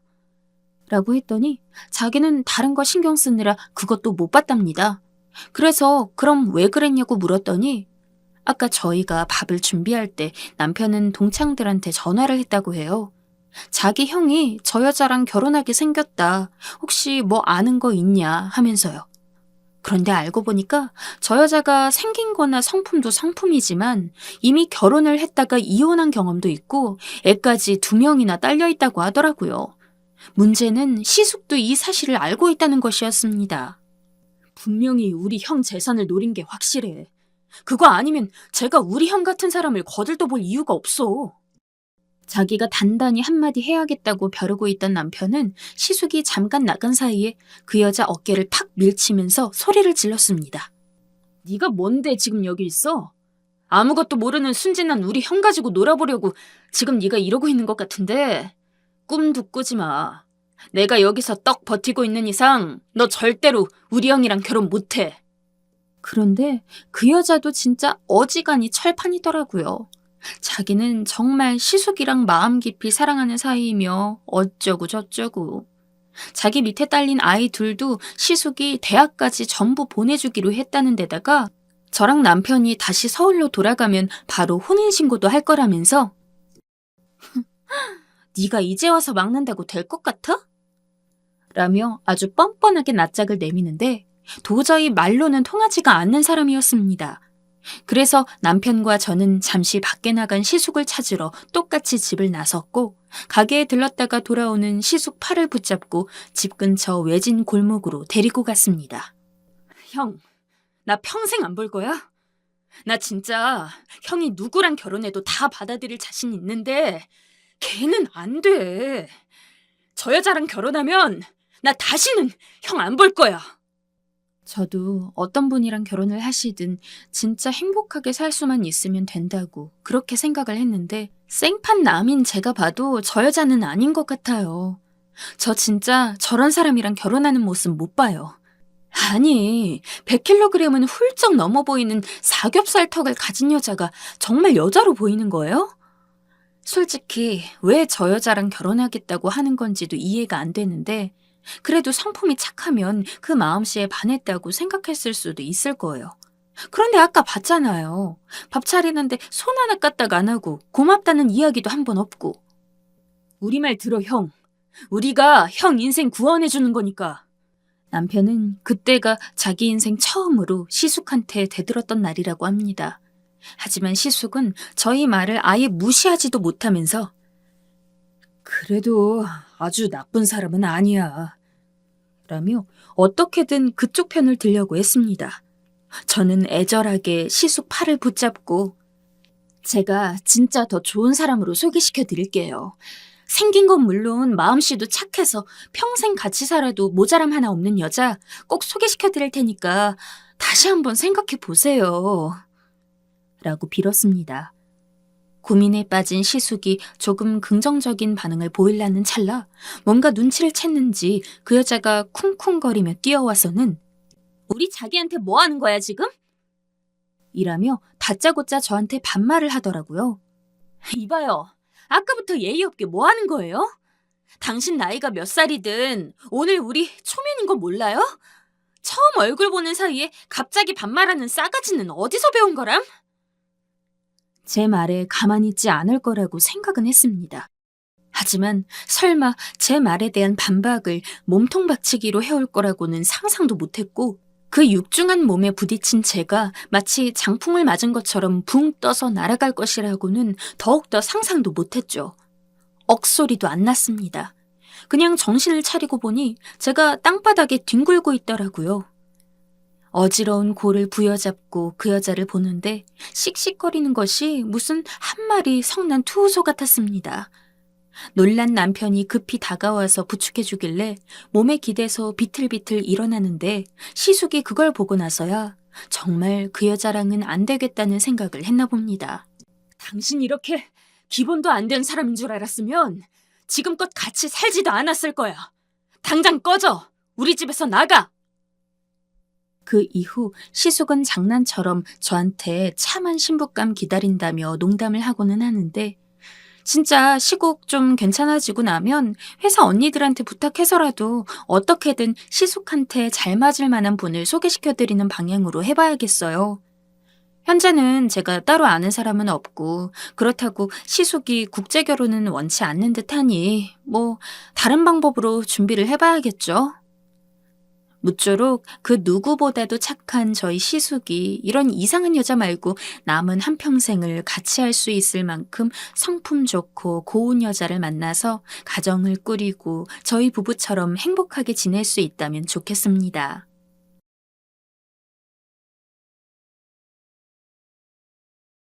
안녕하세요. 열심히 살아가고 있는 30대 가장입니다. 제가 이렇게 사연을 보내게 될 줄은 꿈에도 몰랐는데 모르겠습니다. 제가 왜 사연을 쓰고 있는지. 아마도 여러분들에게 괜찮아, 그럴 수 있어 라는 말을 듣고 싶은 건지도 모르겠습니다. 못난 제 사연을 끝까지 읽어주시고 따끔한 말이라도 해주세요. 반성하며 살겠습니다. 기억이 있는 아주 어린 시절부터 저에게 부모님이란 것은 없었습니다. 그래서인지 우스운 이야기지만 한 5살 때까지만 해도 저는 원래 엄마 아빠라고 부를 만한 존재가 없고 다들 할머니처럼 나이 든 사람과 자라는 게 맞다고 생각했어요. 저는 외할머니 아래에서 자랐거든요. 어린이집에서 알게 된 주변 친구들이 왜 너는 엄마 아빠가 안 와? 라는 질문을 하고 나서야 저는 어렴풋이 엄마 아빠라는 존재가 따로 있다는 걸 알게 되었습니다. 배움이라는 게 그리 빠른 놈은 아니었어요. 보통 애들은 바깥에 나가 놀기도 하고 그러면서 새로운 애들과 어울리면서 자기들끼리 습득하는 뭐 그런 게 있었을 거 아니에요. 저는 그런 것도 없었다 보니까 나이가 차서 어린이집에 가서도 그리 똘똘한 아이는 아니었습니다. 잘은 몰라도 아마 제 외할머니는 가능만 하다면 저를 굳이 어린이집이라던가 학교 같은 곳으로 내돌리지는 않았을 것 같습니다. 왜냐하면 할머니는 제가 나가는 것을 무척이나 싫어하셨거든요. 할머니 시장 보고 올 테니까 가만히 집에 있어야 한다. 저도 밖에 나가면 안 돼요? 안 돼. 절대 데리고 나갈 일 없어. 꼭 집에 있어야 한다. 답답하기는 했지만 외할머니의 말을 거역한 적은 한 번도 없어요. 그만큼 어리기도 했고 늘 그렇게 살아왔으니 새삼스러울 것도 없었습니다. 그래서 어린이집을 가는 그 순간이 제일 행복했어요. 하지만 어린이집을 다니면 다닐수록 의문이 들었죠. 다른 아이들은 훨씬 젊은 남자와 여자가 어린이집을 데려다주고 또 집으로 데리러 오는데 저만 유일하게 외할머니가 제 어린이집에 동행했으니까요. 가끔 저처럼 할머니 혹은 할아버지가 데리러 오는 경우가 있기는 했지만 그것도 하루 이틀이지 며칠 지나면 다시 그 아이들도 엄마 아빠로 보이는 사람들이 데리러 오고는 했습니다. 할머니, 저는 왜 엄마 아빠가 없어요? 그리고 7살이 되었을 때 저는 처음으로 할머니에게 그런 질문을 했습니다. 계기는 단순했어요. 7살이 되고 저는 어린이집이 아닌 동네 인근의 유치원을 다니게 되었는데 거기 있던 친구가 저에게 엄마 아빠에 대해서 물어보라고 했었죠. 맨날 너 데려다 주시는 분이 할머니야? 우리 외할머니. 근데 넌 왜 맨날 할머니가 데려다 주는 거야? 엄마 아빠는 어디 있어? 엄마 아빠? 나도 모르겠어. 한 번도 엄마 아빠에 대해서 물어본 적 없어. 그러면 너네 할머니한테 엄마 아빠 어딨냐고 물어보자. 완전 궁금하다. 제 물음에 할머니는 잠시 동안 아무 말도 못했던 것 같습니다. 아마 제가 너무 어렸기 때문에 어떤 식으로 이야기해야 할지 몰랐던 것 같아요. 그때 할머니는 좀 고민하다가 결국 저에게 이렇게 이야기했던 것 같습니다. 엄마랑 아빠는 돈을 벌러 갔다고요. 나중에 꼭 돌아올 거라고.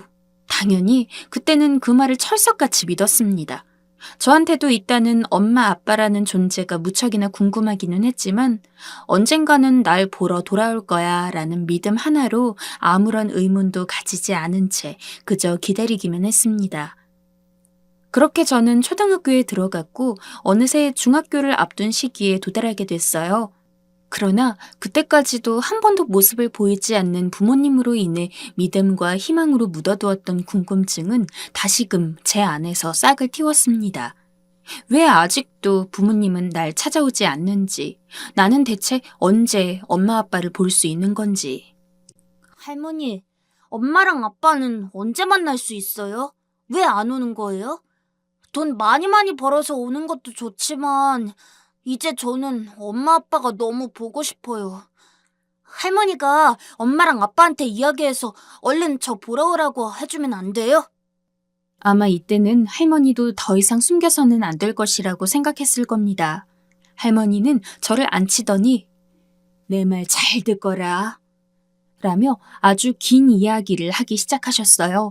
그러나 요약하자면 그런 거였습니다.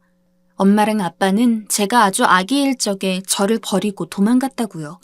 부모님은 예전부터 가정 형편이 그리 좋지 않았다고 했습니다. 아무래도 외할머니는 물론이고 혹은 얼굴 한 번 본 적 없는 친가 쪽 조부모님들 역시 집이 그리 잘 살지 않았다 보니 부모님의 결혼 생활에 어떠한 조력도 할 수 없었다고 해요. 그렇다고 부모님들이 좋은 직장을 다니면서 돈을 많이 버는 편도 아니었습니다. 어린 저를 키우기에는 여러 가지로 여력이 없었다고 해요. 저를 키우면서 점점 금전적인 압박을 받은 부모님은 결국 저를 두고 도망을 갔다고 했습니다. 그리고 저는 그때부터 외할머니의 손에 맡겨져서 키워지게 된 거였죠. 제가 그 이야기를 성인이 되어서 들었다면 어떻게 생각이 들었을지 모르겠습니다. 예상이지만 화가 나고 배신을 당한 것 같은 기분이 들었다고 해도 한편으로는 부모님을 이해할 수 있었을 거예요. 왜냐하면 부모님이 저를 낳았을 때는 20대 초반이라고 했거든요. 한참 어렸던 부모님이 아등바등 저를 키우기 위해서 애를 쓰는 것은 그 자체만으로도 힘들었을 테니까요. 하지만 저는 그 이야기를 중학교에 들어가기 바로 전, 즉 13살 때 들었습니다. 제가 또래보다 조숙한 편이었다고는 해도 남들 다 있는 부모님이 저를 키우기 힘들어서 버렸다는 이야기에 어른스럽게도 부모님의 사정과 형편을 이해할 마음까지는 없었어요. 그 이후로 저는 눈에 띄게 비뚤어졌습니다. 흔히 말하는 날라리나 양아치처럼 동네 애들 삥 뜯고 다니는 그런 건 아니었어요. 다만 이전에는 공부도 열심히 하려고 하고 학교가 끝나면 무조건 집으로 와서 외할머니를 돕거나 했다면 중학교에 가고 나서부터는 친구들이랑 밖에서 시간을 많이 보내고 집에는 일부러 늦게 들어가고 그랬죠. 요새 뭘 하는데 그렇게 집에 늦게 들어오니? 이 할머니가 걱정하는 건 생각도 안 해? 친구들이랑 노는 거예요. 알아서 잘 들어올 테니까 그런 이야기 좀 하지 마세요. 중학교에 가서는 제가 부모님이 없다는 이야기도 하지 않았습니다. 너무 쪽팔렸거든요. 최대한 집 이야기가 나오면 아무런 말도 안 하면서 일부러 주제를 다른 곳으로 넘기거나 했습니다. 게다가 그때부터는 부모님이란 존재를 생각하면 너무 화가 났어요. 주변 친구들 중에는 저희 집만큼 집이 가난한 애들도 있었지만 그런 애들도 부모님은 있었거든요. 다른 애들은 다 있는 부모님. 심지어 같은 처지에 있는 애들도 있는 게 부모님인데 어째서 나만 이렇게 외할머니랑 살아야 하는지, 왜 나만 버림받은 아이로 살아가야 하는지. 이런 상황에 처하게 만든 부모님에 대한 원망과 한이 극에 달했습니다. 그래서 그때는 철없는 마음에 부모님을 저주하고 그랬어요. 만일 부모님이 날 버리고 도망간 날 이후로 지금까지 살아있다면 절대 행복하지 말라고요. 꼭 날 버린 것 때문에 인생에 큰 위험이 생기기를 바랐고 어느 날은 차라리 부모님이 죽었으면 좋겠다는 생각까지 했던 것 같아요. 그만큼 부모님이 미웠습니다.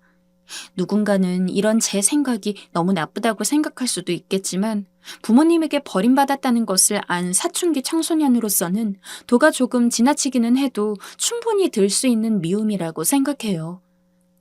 그렇게 질풍노도의 사춘기 시절을 보냈습니다. 외할머니는 종종 저에게 무언가 하고 싶은 이야기가 있는 듯 했지만 제가 할머니랑은 최대한 대화하지 않고 바깥으로만 나돌았죠. 할머니에게 아무런 죄가 없는 것은 압니다. 오히려 할머니가 없었다면 저는 부모님에게 버려진 직후 바로 고아원 같은 곳에서 살아야 했을 테니까요. 하지만 모든 진실을 안 상황에서 예전처럼 할머니에게 살갑게 대할 수는 없었습니다. 그래서 어영부영 중학교 3년을 보내다가 고등학교에 들어가기 전 이렇게 이야기했어요. 할머니, 저 고등학교에 다니면서부터는 혼자 나가서 살려고 해요. 라고요. 당연히 할머니는 걱정을 했습니다. 이제 17살 되는 애가 어떻게 이 험한 세상에서 혼자 살려고 그래. 성인이 되면 나가 살아라. 하지만 고등학교를 졸업할 때까지는 이 할미랑 같이 지내. 그래야 너도 조금이나마 기댈 곳이 있는 거 아니겠니?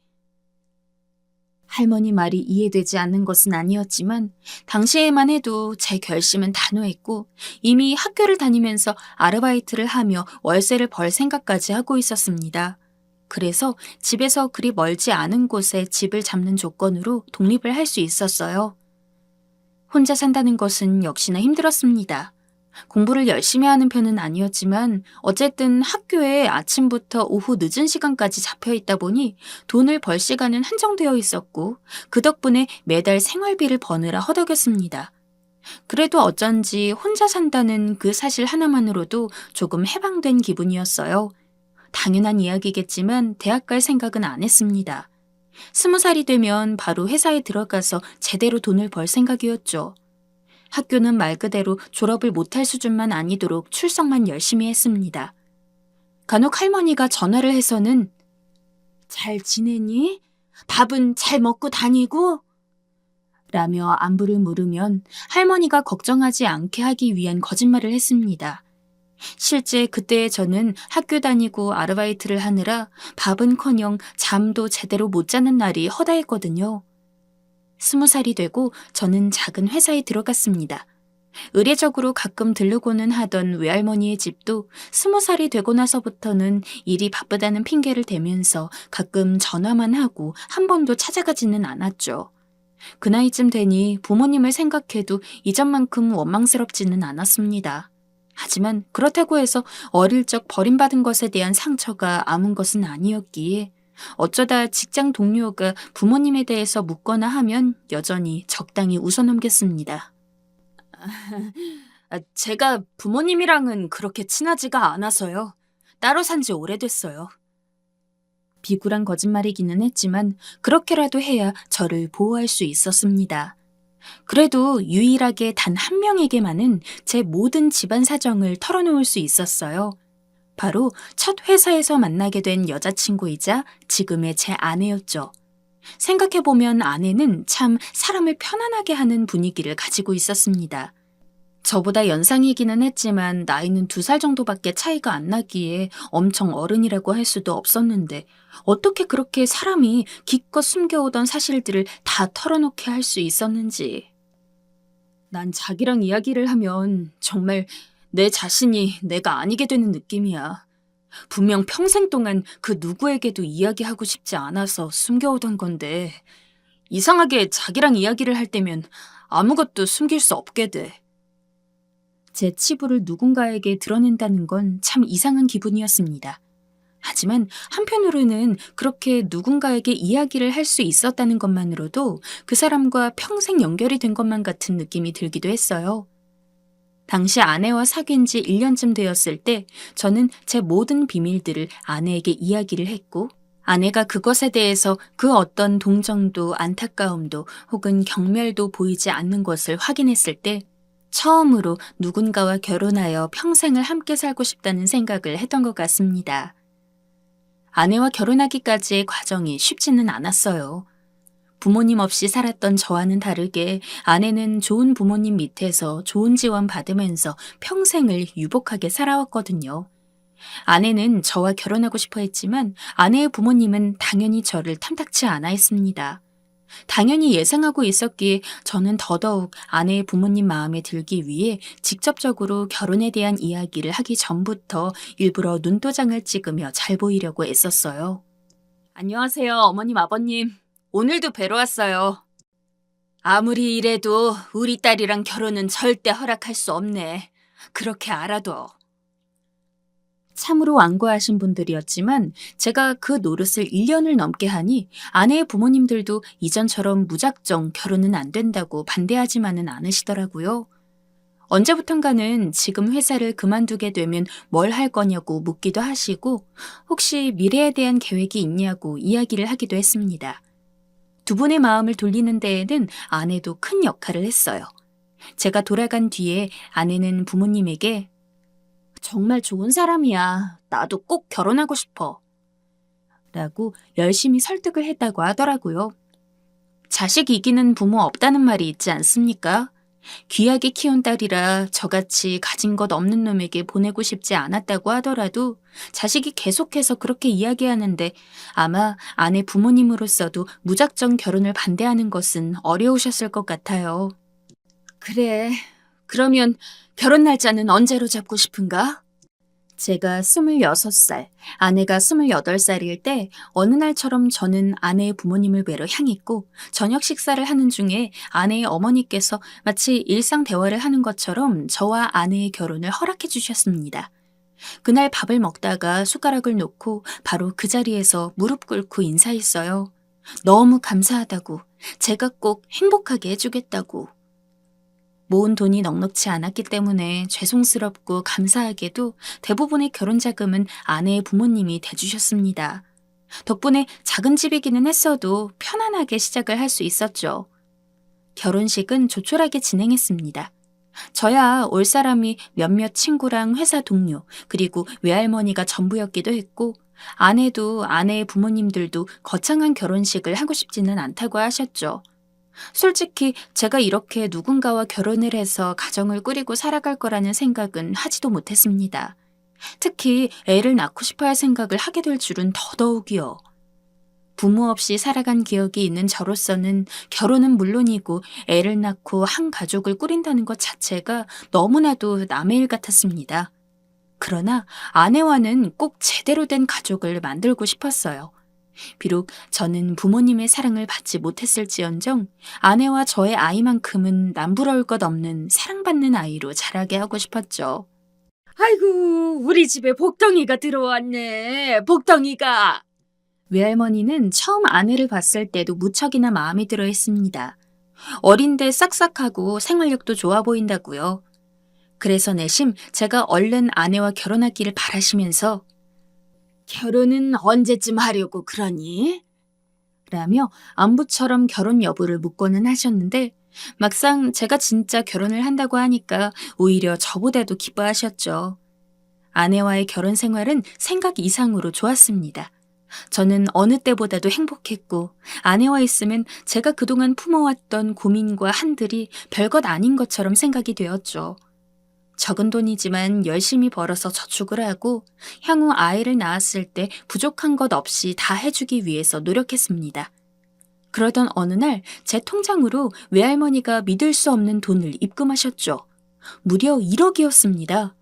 갑자기 이게 무슨 돈인가 싶어서 바로 외할머니에게 전화를 했습니다.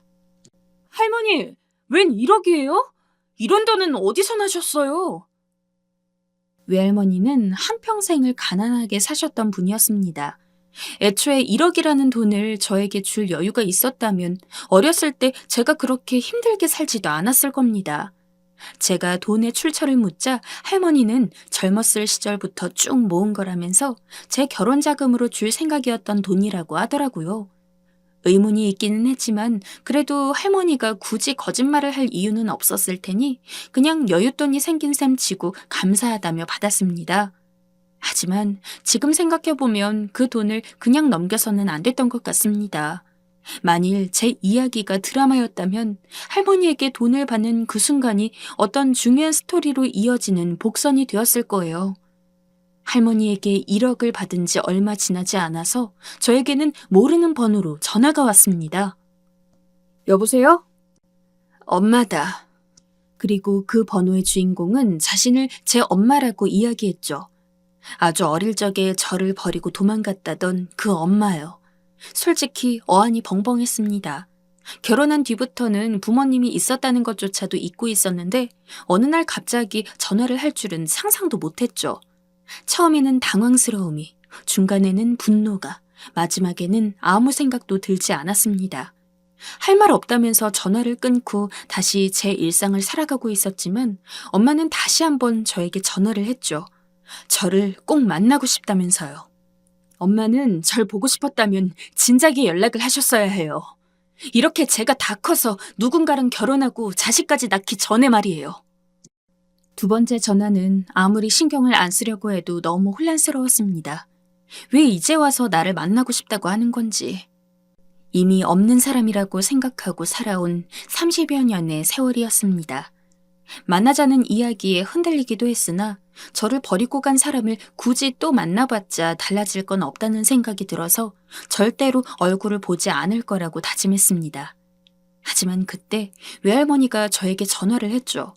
꼭 가야 할 곳이 있다면서 말입니다. 할머니가 저에게 어디를 가자고 한 적은 처음이었기에 아무 말 없이 따라갔어요. 그렇게 도착한 곳은 한 한적한 병원이었습니다. 할머니, 병원은 갑자기 왜 온 거예요? 그렇게 물었지만 할머니는 그저 아무 말 없이 병실로 저를 데려갔습니다. 6인실로 보이는 병실에는 오직 한 여자밖에 없었어요. 여자는 얼굴에 심한 화상을 입은 상태였고 잘은 몰라도 건강 상태가 그리 좋아 보이지 않았죠. 안색이 엄청 파리하고 몸도 왜소했거든요. 할머니가 대체 왜 여기까지 절 데려왔는지 모르겠어서 멀뚱멀뚱 있는데 할머니는 제게 그 여자에 대해서 알려줬습니다. 이 사람이 네 엄마다. 그 말에 당연히 저는 당장 나가겠다고 했습니다. 그리고 저를 이곳까지 데려온 할머니에게도 무척이나 화를 냈죠. 하지만 할머니는 네가 더 들어야 할 이야기가 있어. 라며 저를 진정시켰습니다. 그리고는 잠시 병실 밖으로 데리고 나가 저를 복도 의자에 앉혔죠. 이후 할머니가 꺼낸 이야기는 믿을 수가 없었습니다. 엄마는 암에 걸린 상황이었고 죽기 전에 저를 찾았다는 거였죠. 그리고 어렸을 때 엄마가 도망갔다고 한 이야기도 반쯤은 거짓말이었다는 것이었습니다. 할머니가 말해주길 제가 아주 어렸을 때 아빠가 도망을 갔다고 합니다.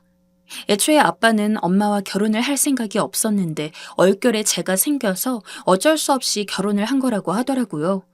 그리고 제가 태어난 이후부터 아빠는 도망갈 기회만을 노리며 있다가 제가 돌이 좀 지난 이후 도망을 간 것이었습니다. 그때부터 엄마는 저를 혼자 키우기 시작했죠. 지금도 그렇지만 그때 미혼모에 대한 인식은 더 좋지 않았습니다. 엄마는 저를 키우기 무척이나 힘들었지만 어떻게든 악착같이 돈을 벌고 저를 키우기 위해서 노력을 했다고 합니다. 하지만 얼마 지나지 않아 제가 혼자 집에 있을 때 집안에 불이 났다고 해요. 당시 엄마는 어린 저를 두고 장을 보러 다녀오는 길에 집이 불이 난 것을 보고 미친 듯이 저를 구하러 들어갔다고 했습니다. 그 결과 지금처럼 얼굴에 심한 화상을 입게 된 것이었죠. 못난 저를 구하다가요.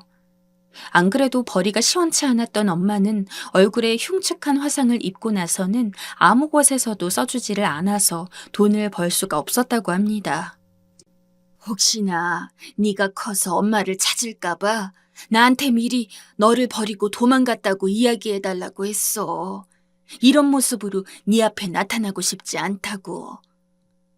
그 1억 원도 할머니가 모은 것이 아니라 할머니로부터 내 결혼 소식을 들은 엄마가 그동안 장애인 공장에서 일하며 모은 돈을 저에게 준 것이었습니다.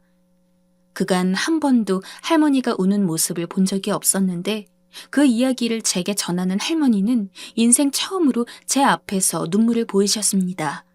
저는 제가 버림받았다는 이야기를 전해 들은 그 순간부터 한평생을 엄마를 미워하며 원망도 하고 살았는데 엄마는 저를 구하기 위해서 노력했고 어떻게든 제가 살아갈 수 있게 하기 위해서 할머니에게 저를 맡긴 것이었죠. 그 이야기를 듣고 한동안 잠이 오지를 않았습니다. 집에서 한참을 끙끙 앓다가 아내에게 이 이야기를 꺼냈더니 아내는 지금이라도 아들 노릇하면 되지. 나도 당신 어머님한테 인사드리고 싶으니까 같이 병원 가자. 라고 이야기했습니다. 며칠을 고민하다가 결국 아내와 태어난 지 얼마 안 된 딸을 데리고 엄마를 보러 갔고 처음 얼굴을 본 순간 엄마는 제 이름만을 계속 이야기하며 미안하다고 우셨어요. 그 뒤로 저는 달에 한 번씩은 꼭 엄마를 보러 가고 있습니다. 제가 할머니 손에 이끌려 병실에 갔을 때 엄마는 이미 시한부 판정을 받은 상태였기에 더 지체할 시간도 없었어요. 날이 갈수록 좋아지지 않는 안색에 걱정도 되지만 걱정하실까봐 일부러 태어난 채 하고 있기는 한데 솔직히 너무너무 불안합니다. 지금이라도 다시 엄마와 살 수 있다면 정말 그 무엇이라도 할 수 있을 것 같아요. 정말 이 세상에 신이라는 것이 있다면 그간 부모님 사랑을 제대로 못 받고 자란 저를 위해서라도 그리고 저를 돌보고 싶었으면서도 여러 가지 이유로 할머니에게 저를 맡길 수밖에 없었던 엄마를 위해서라도 다시 한번 기회를 주었으면 좋겠습니다.